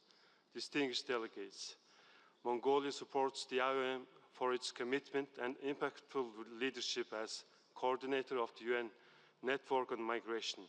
In particular, we deeply value the IOM's work in addressing climate-induced displacement. Between November 2023 and May 2024, Mongolia faced its harshest winter condition, or we call it Zud, in almost 50 years, affecting 76% of our country. The crisis impacted close to 200,000 individuals, including over 80,000 children, and caused devastating loss of 7.2 million livestock, which is roughly 11.6% of the total livestock in Mongolia. which resulted in the loss of vital food and income sources for rural and nomadic communities. As a landlocked country with a third of the population reliant on livestock, such extreme snow blizzard events severely disrupt Mongolia's social and economic fabric. Therefore, we emphasize prevention, preparedness, and resilient solutions to address the root causes of climate-induced displacement while empowering communities for better adaptation. In this connection, we would like to express our strong support for IOM's leadership of the Internal Displacement Solution Fund in 2025, under the guidance of the Special Advisors to the UN Secretary General. We also recognize the critical role of real-time, reliable data in crafting effective solutions and commends the IOM's Migration Data Portal, which enhances preparedness and saves lives by offering insights into regular migration routes. Mongolia, in alignment with fellow members, actively collaborates with stakeholders and international organizations to implement the Global Compact for Safe, Orderly and Regular Migration, the SDGs, and its National Vision 2050 agenda. Distinguished delegates, in recent years, climate change has been recognized as one of the causes behind forced displacement in the world. According to this study conducted by UN Women, if the global community fails to meet its climate change mitigation goals by 2050, it may push up to 160 million more women and girls into poverty. And food insecurity may affect up to 240 million more women and girls. Recognizing this reality, Mongolia hosted World Women's Forum under the theme Towards Green Future and adopted Ulaanbaatar Declaration towards a sustainable future last August. The declaration calls upon nations worldwide to champion women's participation, leadership in combating climate change. Taking this opportunity, I would like to extend our gratitude to the first female DG of the IOM, Ms. Amy Paul, for her active participation and inspiring statement at the World Women's Forum. Moreover, Mongolia is putting forward an initiative to establish a global coalition on sustainable rangelands and pastoralists for the future at a time when climate change is accelerating due to both natural forces and human actions, which adversely impacting countries that rely on traditional pastoralism. We strongly believe that Mongolia's initiatives will contribute to the collective efforts of the international community for addressing climate change and climate-induced migration. At the same time, we will continue our efforts to achieve net zero by the year 2050 to address the root causes of the climate change. In conclusion, let me reiterate Mongolia's unwavering commitment to the IOM and its important work of tackling complexities of global migration. We look forward to continued collaboration with IOM, its member states, to tackle global challenges for a better world. Thank you for your attention.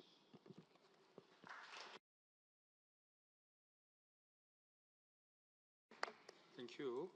Next speaker is Her Excellency Ms. Esmeralda Bravo Conde da Silva Mendonça, Secretary of State for Foreign Affairs of Angola. Your Excellency, you have the floor. Senhor Presidente do Conselho, Senhora Diretora-Geral da OIM, Excelências, é uma honra participar neste segmento de alto nível da 115ª sessão do Conselho da Organização Internacional para as Migrações e partilhar a experiência da República de Angola nesta plataforma de diálogo e cooperação internacional que visa a busca de soluções viáveis para uma migração global segura, ordenada e regular, impulsionadora de um desenvolvimento econômico e social sustentável das sociedades em todo o mundo.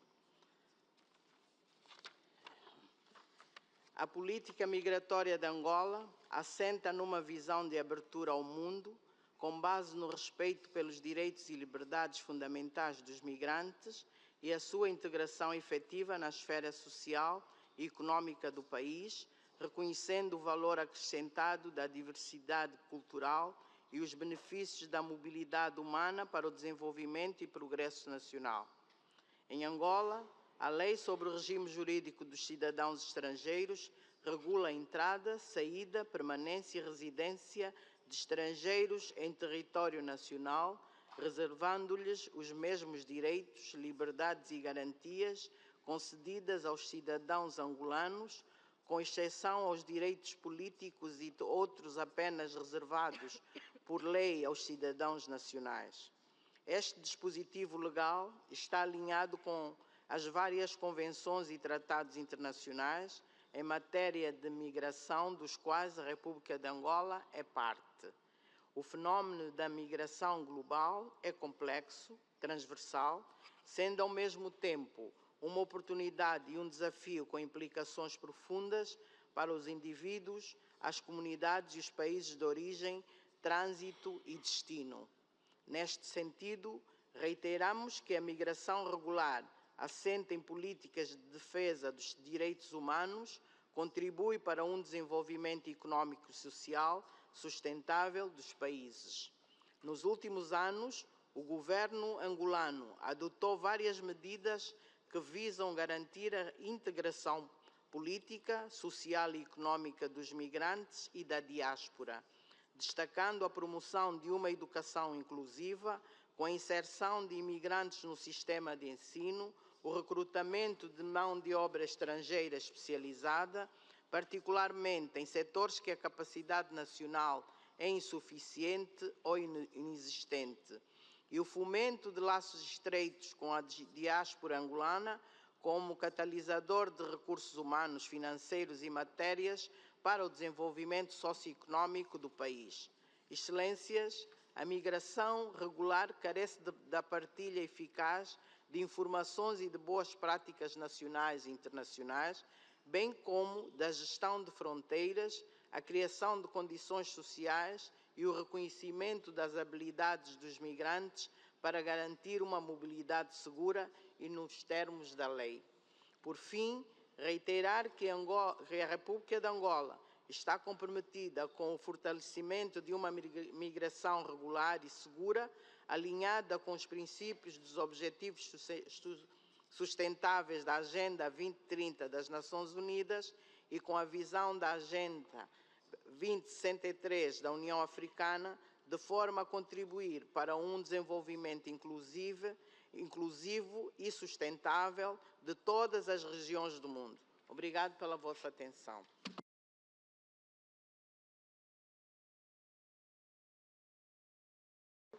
Thank you, Excellency.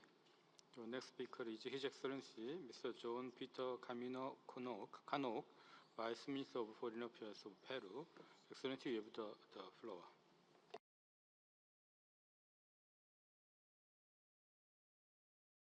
Estimados colegas y distinguidos representantes, es un honor dirigirme a ustedes en esta 115ª reunión del Consejo de la Organización Internacional para las Migraciones.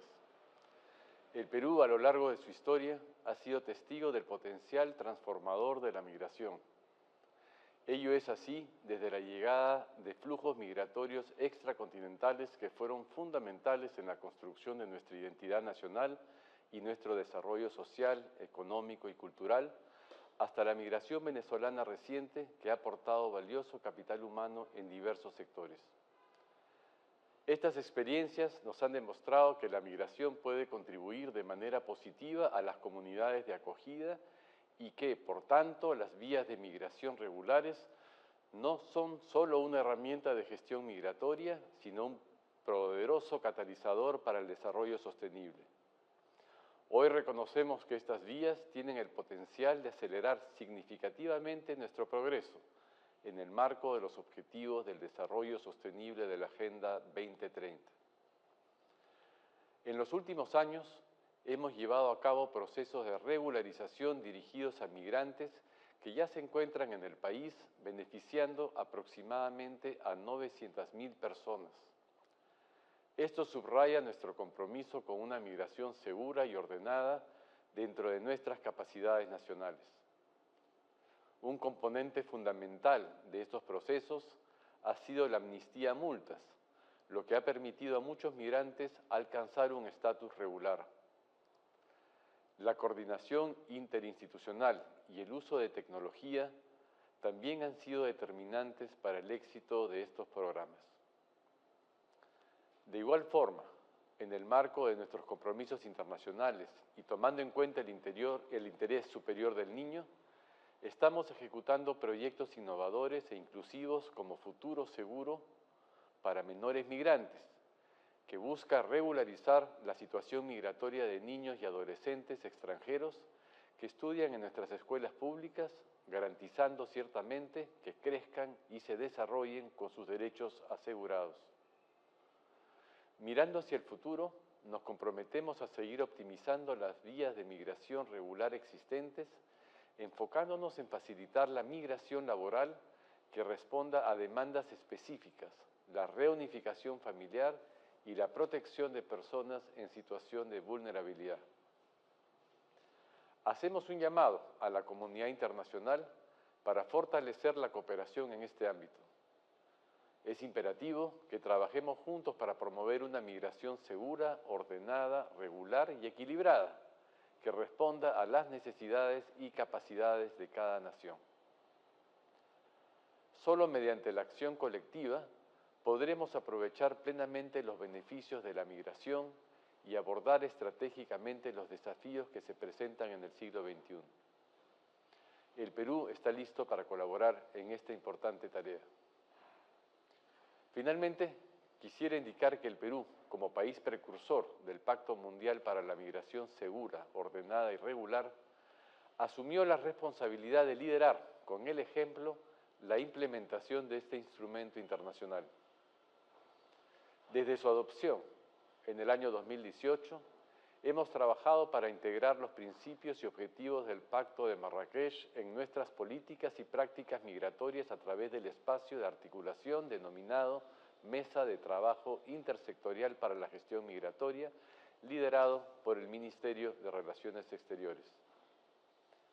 Por ello, en el marco de la segunda revisión regional de América Latina y el Caribe del Pacto Mundial para la Migración, estamos desarrollando una serie de talleres temáticos con entidades públicas de los diferentes niveles de gobierno, sector privado, la academia, cooperantes y la sociedad civil para revisar conjuntamente la implementación del pacto con el propósito no solo de evaluar nuestro progreso, sino también identificar desafíos, compartir mejores prácticas y fortalecer la colaboración interinstitucional a través de un enfoque pansocial y pangubernamental.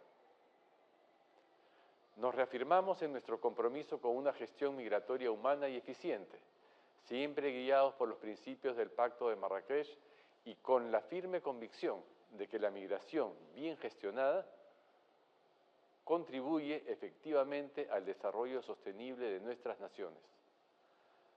Confiamos en que mediante una cooperación sólida y un enfoque global, podremos aprovechar las oportunidades que ofrece la migración y enfrentar con éxito los retos que puedan surgir. Muchas gracias.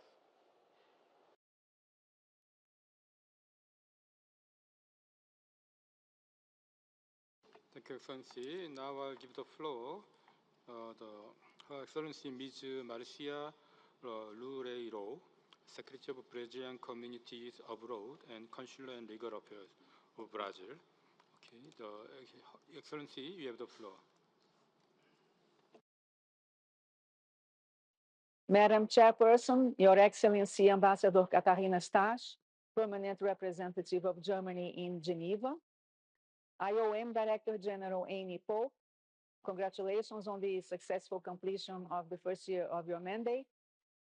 A very warm welcome to the new Deputy Director General for Management and Reform, Ms. Sung Lee, and greetings from Brazil to the distinguished delegates. Madam Chair, considering the current scenario of international migration and the record-breaking volume of forcibly displaced people, we are invited to reflect on the need to work together towards the establishment of regular migration routes. We must continue to pursue the full implementation of the Global Compact for safe, orderly, and regular migration. Establishing regular routes is not only a matter of sound migration management, but also of human dignity. As a country of origin, transit, and destination, Brazil is fully aware of its role. We rely today on a modern legal framework compatible with our aspirations for the future of our country and with our responsibilities within the international community. Our legislation contains principles and guidelines regarding the rights of foreign nationals and recognizing the contribution of migrants to society. Humanitarian visas are an example of Brazil's commitment to safe human mobility. Since 2012, Brazil has been granting humanitarian visas to citizens of Haiti. To this date, over 100,000 visas have been issued to Haitian nationals. Equally noteworthy is Brazil's humanitarian policy toward citizens of Afghanistan. Since 2021, over 13,000 visas have been issued to individuals and families affected by the crisis in their country. This policy, which is updated on a permanent basis, currently aligns humanitarian visa issuance with the capacity for sheltering migrants provided by civil society organizations, which play an equally critical role in promoting migrants' human rights. Our goal is that these communities, along with many others, may find in Brazil a place to fully integrate and actually participate in society, enjoying on an equal basis with Brazilian nationals access to universal health care, public education, the judicial system, decent work, and the regular migratory status. Madam Chair, these themes will be central to Brazil's upcoming presidency of the South American Conference on Migration, which will begin in December following the very productive Colombian presidency. And I take this opportunity to congratulate the government of Colombia for this accomplishment. The conference is our region's primary forum on migration and has enabled its 12 participating countries to develop programs, coordinate policies, and exchange best practices. During Brazil's presidency, which will coincide with the conference's 25th anniversary, special emphasis will be placed on two areas.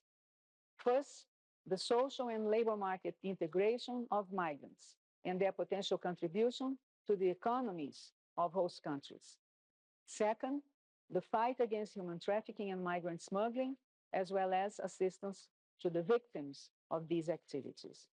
We count on the expertise and dedication of the IOM leadership and staff, without which the design and implementation of the conference agenda would not have been possible over the past 25 years. Madam Chair, by adopting an inclusive approach, intensifying international cooperation, and refraining from criminalizing migrants, Brazil seeks to demonstrate that migration can be managed in a humane and effective manner and can indeed be a powerful instrument for development and prosperity. This is our vision, which we strive to fulfill as a joint national effort between government and society, and in full collaboration with the international community. Thank you.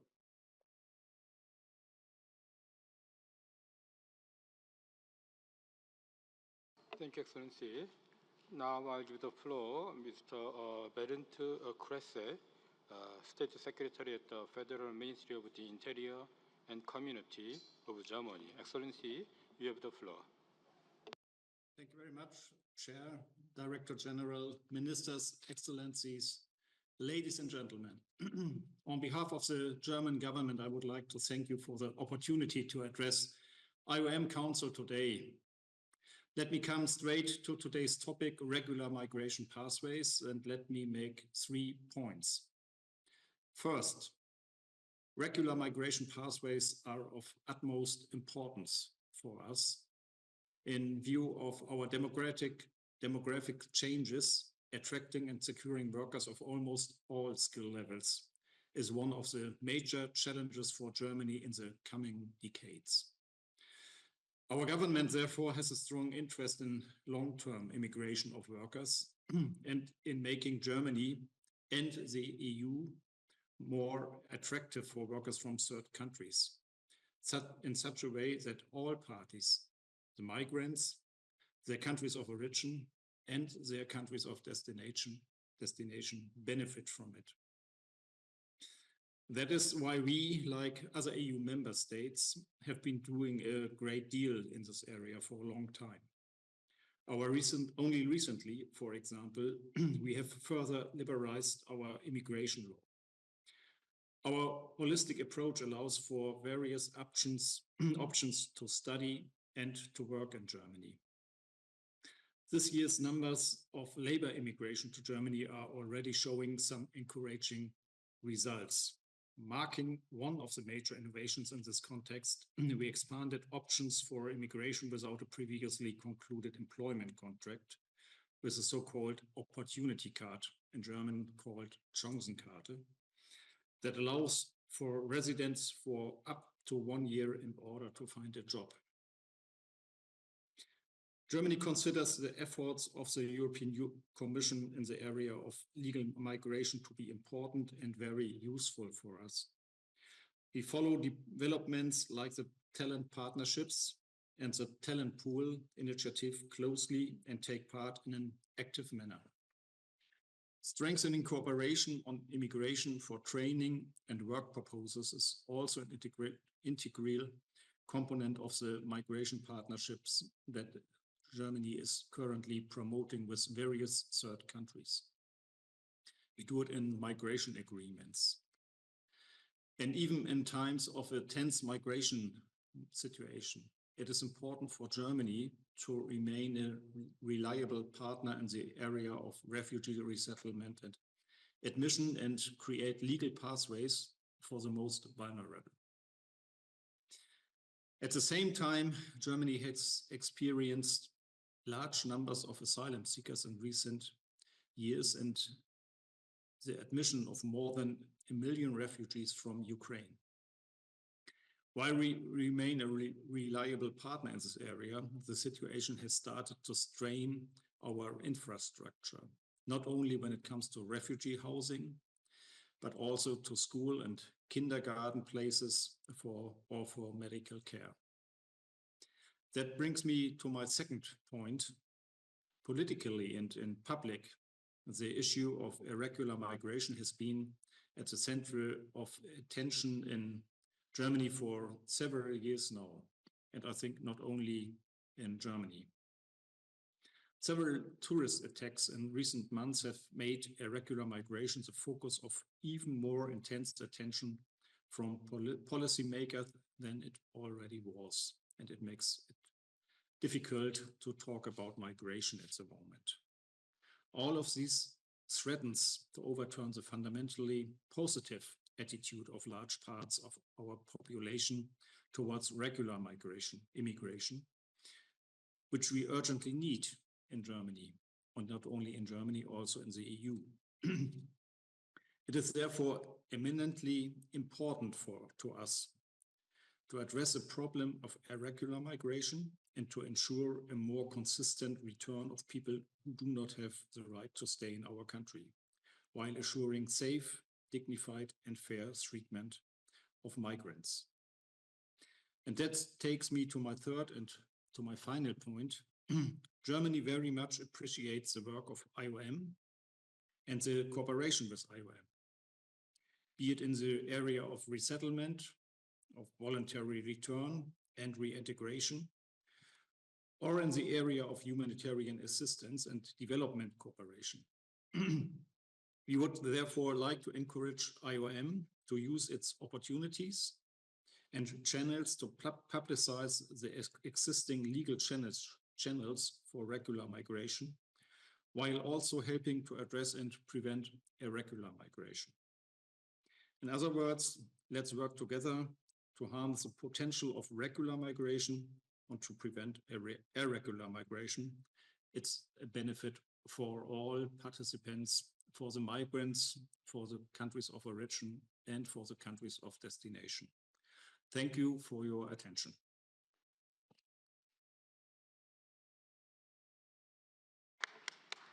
Next speaker is His Excellency Mr. Wael Ibrahim Ali Badawi Al Sheikh, Deputy Assistant Minister of Foreign Affairs for Refugees, Migration and Combating Human Trafficking of Egypt. Excellency, you have the floor. Thank you very much, Ambassador. Thank you, Chairperson. First, I would like to say that Egypt acknowledges the points highlighted by the Director General in her report and update on the complex drivers of migration, including climate change and the urgent need for more holistic, long-term, durable solutions. I also wish to seize the opportunity to commend the pivotal contribution of the IOM under the leadership of Director General Amy Pope, the contribution in shaping a global migration policies that prioritize safe and regular pathways. We also acknowledge the contribution of the IOM Strategic Plan 2024-2028 that prioritizes the facilitation of regular migration. And Egypt commends the convening of this high-level segment to stress the importance of regular pathways on more than one account. Regular pathways are an important factor for development and help achieve the sustainable development goals in both countries of origin and destination. Regular pathways are also a major alternative to irregular migration with all the security and human challenges that come with it, such as smuggling of migrants, human trafficking, and exploitation of vulnerable migrants. Hence, Egypt, as a champion country of the Global Compact on Migration, supports the initiatives that help ensuring that migration is safe, regular, and orderly. Indeed, the current era of trade liberalization for the free movement of goods and services is associated to the needs for more demand on skills mobility to meet this demand on goods and services. In order to promote regular pathways, Egypt has been working on several axes to try and match the large pool of skills at home with 60% of the population under 30 years and the skills required in external markets. These efforts have all been done within a whole-of-government approach to plan and set the legal framework to promote developing the required skills as early as possible through basic education, vocational training, in addition to pre-departure orientations at the Ministry of Labor. We also work with our international partners, governments, international organizations, NGOs, and the private sector, both at home and abroad in this field. Bilaterally, the Ministry of Foreign Affairs, Immigration, and Egyptian expatriates has signed several memoranda of understanding in the area of migration to lay the basis for regular pathways and co-development with many countries such as Italy, Germany, the Netherlands, and we're soon to sign similar agreements with Switzerland, Denmark, and Belgium. We also have labor offices in the countries that attract the largest number of Egyptian skills, and we have signed bilateral labor migration agreements between the Ministry of Labor and its counterparts with 12 countries to date, including Bulgaria, Greece, Italy, Cyprus, Saudi Arabia, Jordan, Qatar, Kuwait, and Libya. Such bilateral labor migration agreements are tailor-made to each case so that they address the concerns and priorities of both sides. And to date, bilateral labor migration agreements remain the largest channel to promote skills and labor mobility. Regionally, we're working in Africa to try and establish a database of skills and job vacancies, as well as a unified code classification for each skill to facilitate skills mobility within the continent. With the European Union, we have several pilot programs under the Talent Partnership and Migration Partnership Facility, including the program towards a holistic approach to labor migration governance and mobility in North Africa, to which DG Pope referred to earlier in her speech. And this is a particularly important project since it's done in partnership with the IOM and the ILO to promote skills mobility, initially geared towards Germany and to be extended in the next phase towards Italy.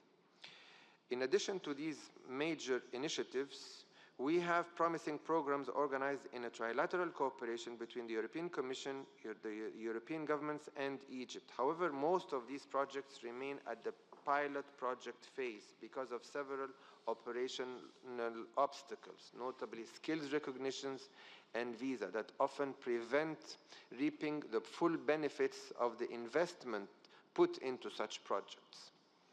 Excellencies, ladies and gentlemen, Egypt's call today is the following. First, if well managed, migration can be a triple win for countries of destination, origin, and the migrant himself or herself, while avoiding the brain drain effect. We also need to safeguard the dignity and rights of migrants and promote a positive discourse on migrants' contributions, combat intolerance, racism, and xenophobia. We must focus on the mutual benefits.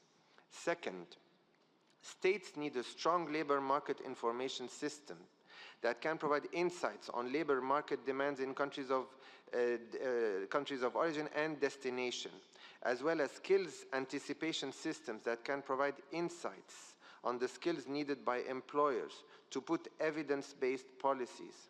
And this needs to be supported by a commitment to skills transfer and capacity building to match the needs with the supply of skills. Thirdly and lastly, promoting partnerships and international cooperation, since migration requires a holistic and comprehensive approach. Hence, promoting partnerships, especially with the IOM, ILO, the EU, governments, the private sector, academia, NGOs, is crucial to overcome the obstacles to flexible and inclusive regular pathways for skills mobility.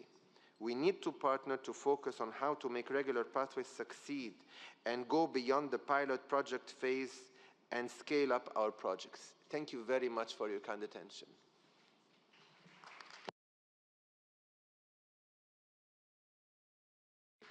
Thank you. Now I'll give the floor His Excellency Mr. Behzod Musaev, Chairperson of the Agency for External Labor Migration of Uzbekistan. Excellency, you have the floor. Votre Excellence, chère Madame la Directrice Générale, chers chefs des délégations, chers participants, j'ai l'honneur de participer à la discussion sur le potentiel croissant de la migration légale pour atteindre les objectifs de développement durable et la transition vers une économie verte, tant au niveau mondial que national.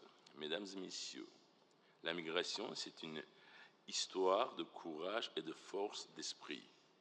Il ne s'agit pas simplement d'un déménagement, mais d'un exemple de la façon dont, à la recherche de nouvelles opportunités.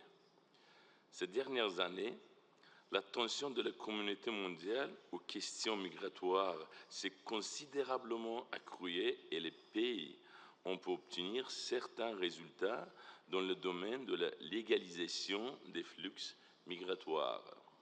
Mais comme tout système, la migration doit non seulement s'adapter face à toutes sortes de défis, mais aussi contribuer à assurer la stabilité économique, à créer une société inclusive et à développer l'innovation. Le changement climatique et les catastrophes naturelles ne connaissent pas de frontières et ont un impact profond sur la manière, le moment et le lieu de migration des populations du monde entier. Pour soutenir et faciliter efficacement la migration légale dans le contexte d'une transition juste, les aspects suivants doivent être pris en compte. Premièrement, il est important de veiller à ce que l'attention portée à l'environnement et à la migration soit considérée comme une condition préalable à la sécurité, à la dignité et à la prospérité. Deuxièmement, les initiatives à tous les niveaux doivent être fondées sur le droit de l'homme et centrées sur les intérêts des gens, ainsi que prendre en considération les aspects du genre et les intérêts des enfants. Troisièmement, le développement des infrastructures nécessaires non seulement pour répondre aux besoins fondamentaux des migrants, mais aussi pour les soutenir dans leur intégration et leur adaptation au nouvel environnement. Quatrièmement, des mesures d'atténuation de la vulnérabilité sont nécessaires et garantir que les jeunes aient accès à l'éducation et à des opportunités de travail dans une autre partie du pays ou à l'étranger. Cinquièmement, accroître l'efficacité de la collecte et de l'analyse des données sur le flux migratoire et les besoins des migrants afin d'élaborer des stratégies et des programmes efficaces. L'appel mondial à l'action devrait se concentrer sur la promotion et la protection des droits de l'homme et l'élimination de toutes les formes de discrimination. À cet égard, l'OIM peut servir de force unificatrice pour garantir des processus de migration humaine et ordonnée, en aidant à l'élaboration et à la mise en œuvre de mesures globales visant à élargir les programmes de formation profession verte, à développer les ressources humaines des agences gouvernementales, à créer l'infrastructure nécessaire en menant des campagnes de sensibilisation visant à améliorer l'image des migrants. En conclusion, je voudrais souligner que la vie dans une ville étrangère, et plus encore dans un pays étranger, n'est pas seulement de nouveaux horizons, mais une véritable épreuve qui peut soit endurcir, soit briser une personne. Par conséquent, tous nos efforts devraient viser à créer pour les migrants des conditions dans lesquelles les opportunités et les perspectives soient mises en avant, excluant les peurs et les incertitudes avant de commencer une nouvelle vie. Merci de votre attention.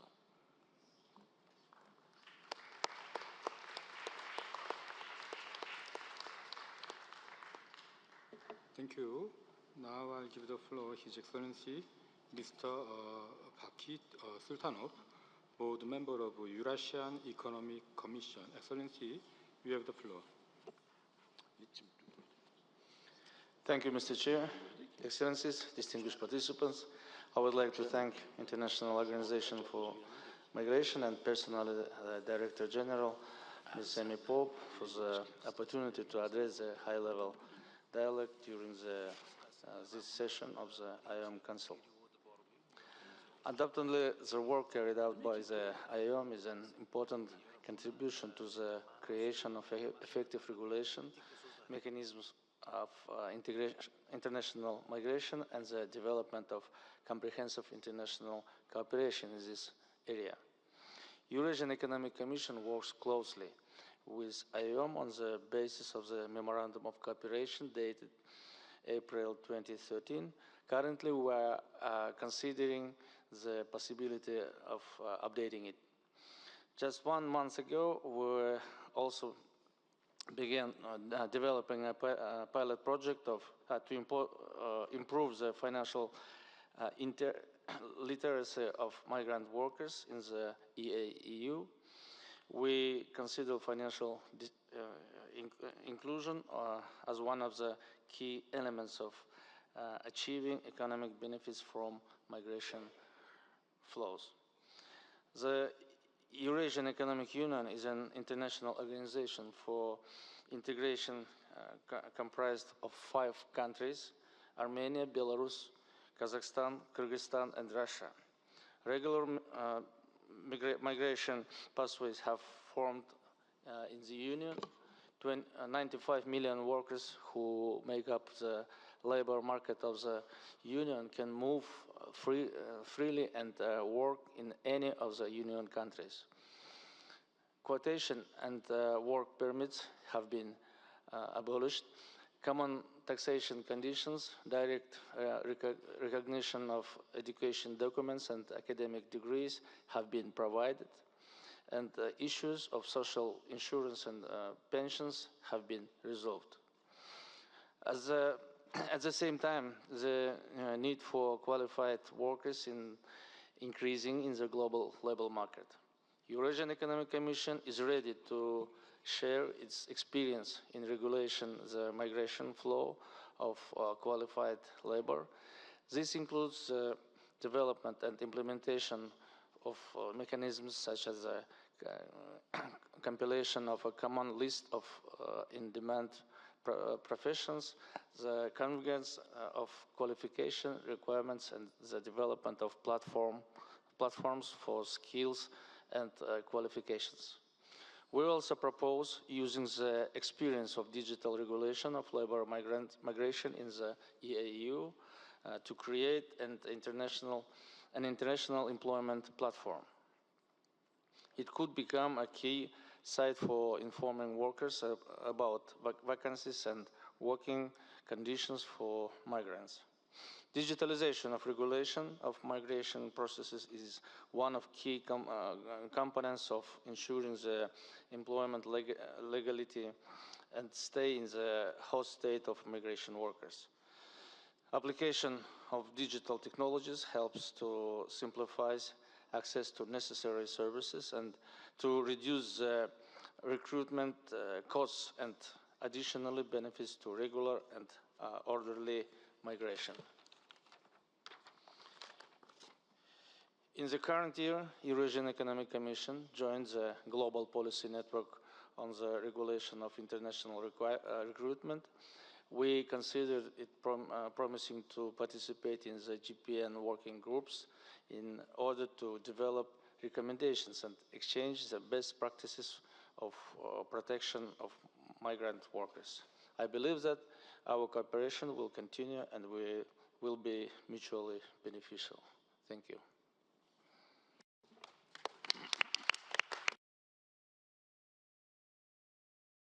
Thank you. We are now almost coming to the end of this morning's meeting, and we will resume this high-level segment this afternoon at 3 o'clock. So lastly, I have the pleasure to remind the Council again that this evening, immediately after the closure of the afternoon meeting, all participants are invited to the reception hosted by Swiss Federal Council, the State Council of the Republic and Canton of Geneva, and the Executive Council of the City of Geneva, where we will receive a preview of the IOM Global Appeal 2025. The reception will take place just outside this conference room. So this is the end of the morning session. Thank you.